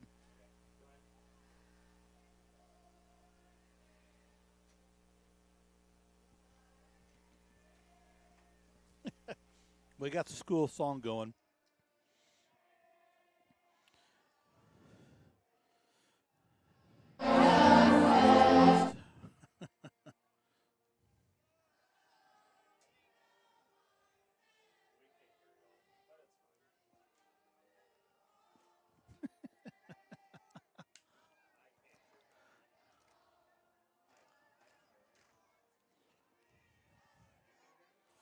That's a pretty good song. I've never heard the Davenport song. That's a good one. I think some of the things over the years at different schools and not so good, but Davenport's got a good one.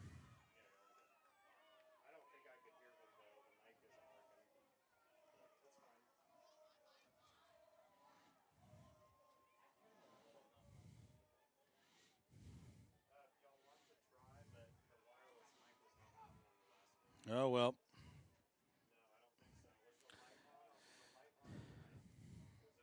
Thank you, everybody. This closes this out. We'll be shutting down. Anyway, go to Pack Press Media YouTube and become a subscriber. A lot of things on the way for next year. So,